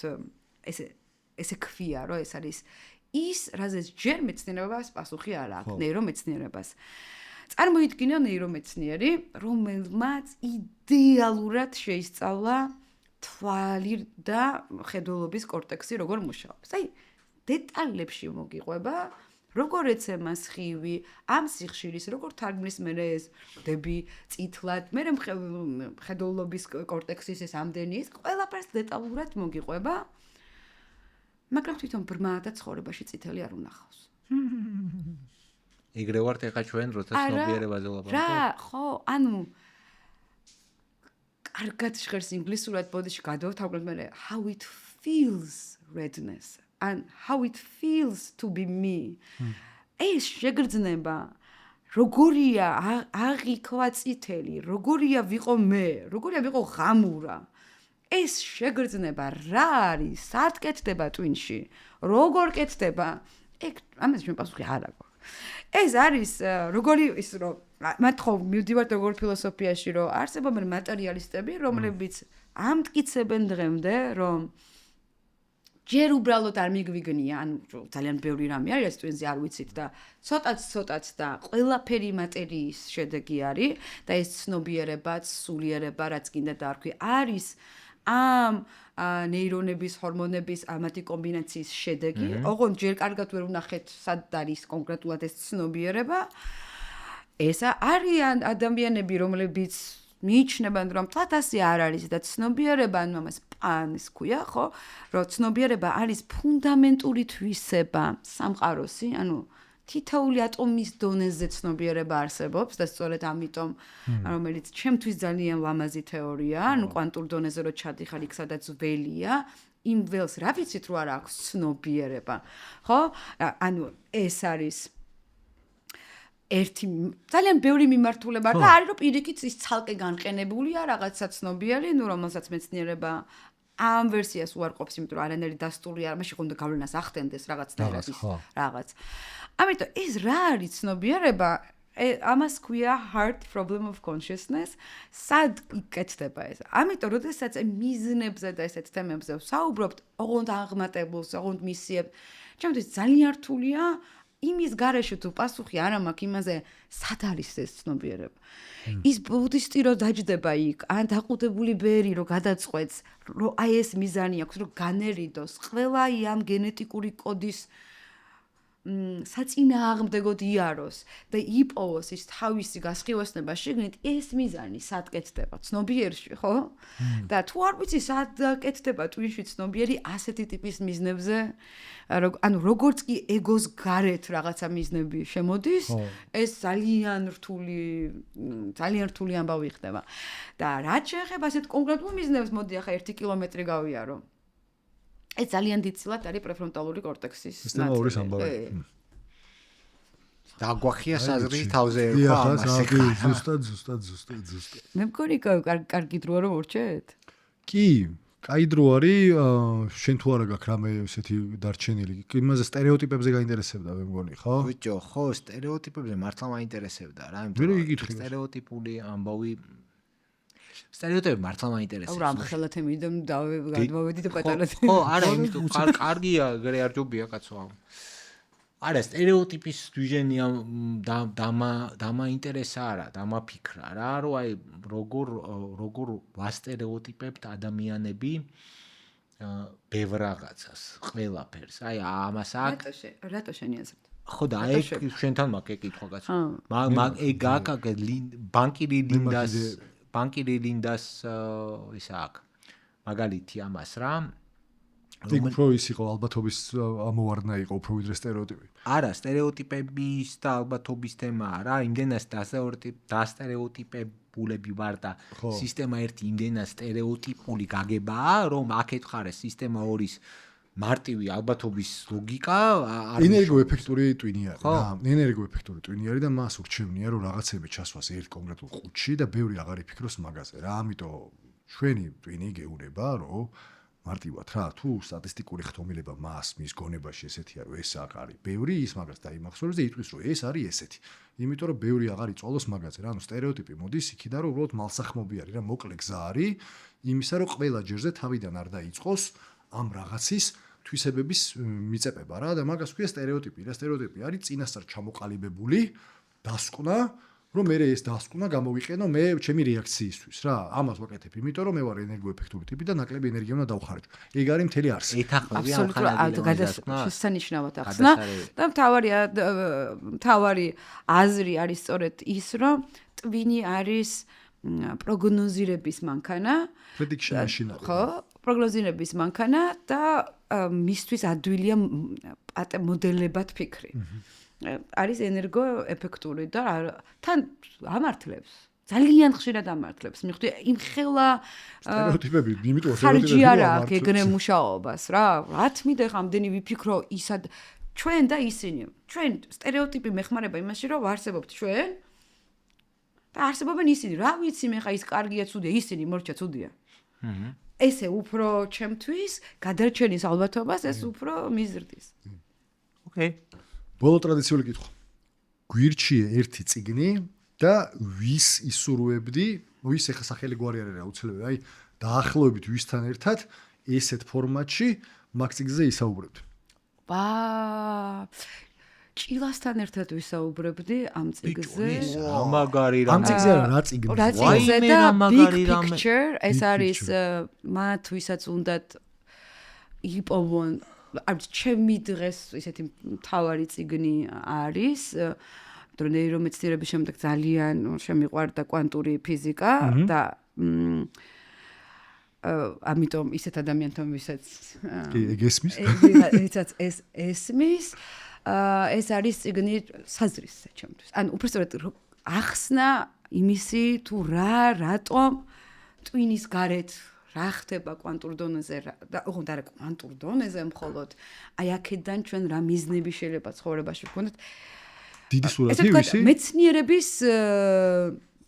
მეცნიერების ბიბლია რა ჩემთვის რა. ხო, ანუ სამეცნიეროდ ახსნილი საერთოდ რა არის ეს ცხოვრება? რანაირად კვანტური ველიდან რანაირად იქნება ეს ამხელ ამბავი? ხო, ძალიან ძალიან საინტერესო არის, თუმცა თუ ადამიანი კვანტურ კოგელი ქართულად სწორად წარმოვთქვათ თუ არა, თუმცა თუ კვანტურ თეორიას საერთოდ არ იცნობს ადამიანი, ჯერ ის პატარა წიგნი არის და Quantum Strangers ქვია, რომელიც იმდენად კარგად ხსნის რა ხდება კვანტურ დონეზე და როდესაც ჩვენ ტვინზე ვლაპარაკობთ, მის სულ მქონდა კვანტურ ფიზიკაზე, რატო გადავედი, ხო, რომ ტვინზე რო ვლაპარაკობთ, ტვინი რისგან შედგება ნეირონებისგან, ნეირონები, მოლეკულები, ატომი რისგან, კვანტური ველისგან, ხო? ამიტომ კვანტურ რეალობაში რა ხდება, ეს ხო მაკროსურათია ეს კვანტური რეალობის გაგების გარეშე ცოტა რთულად წარმომიდგენი ამოხსნათ აი ის რთული შეკითხვა სად არის ხო? საოცარი წიგნი არის, მაგრამ თუ კვანტურ თეორიებს კარგად არ ვიცნობთ, იმიტომ რომ ჩვენი აზროვნებისთვის კვანტური თეორია არის ყველაფრის მსხრევა. ყველა ლოგიკის, ანუ აბსოლუტური პარადოქსულობა. ხო აი კი არ უნდა ვებრძოლო სისტემა ერთს, არამედ პირიქით უნდა მივეფერო და ამითი ვამარცხებ. აი ეს ეგეთი პარადოქსულობის აპოგეოზი არის კვანტური და სერიოზული დავალება. მაგარია. არა ხო კვანტურ სტრენჯერით დავიწყოთ რომ გასაგები იყოს ეს შეგიყვარდებათ თქვენ აი დარწმუნებული ვარ. იმდენ შეკითხვას გასცემს პასუხს. შენ იცი რამე კვანტურ ამბებზე? გავიგებთ. მაგისთვის არ დავიწყეთ ეს საქმე რომ გავიგოთ და შევავსოთ ეს ჩვენი თავგადასავალი თავები. გარას გადასავალი ამბავია. მადლობა. ჩვენი მადლობა, ძალიან კარგი იყო, ძალიან დიდი მადლობა. დავიშალეთ.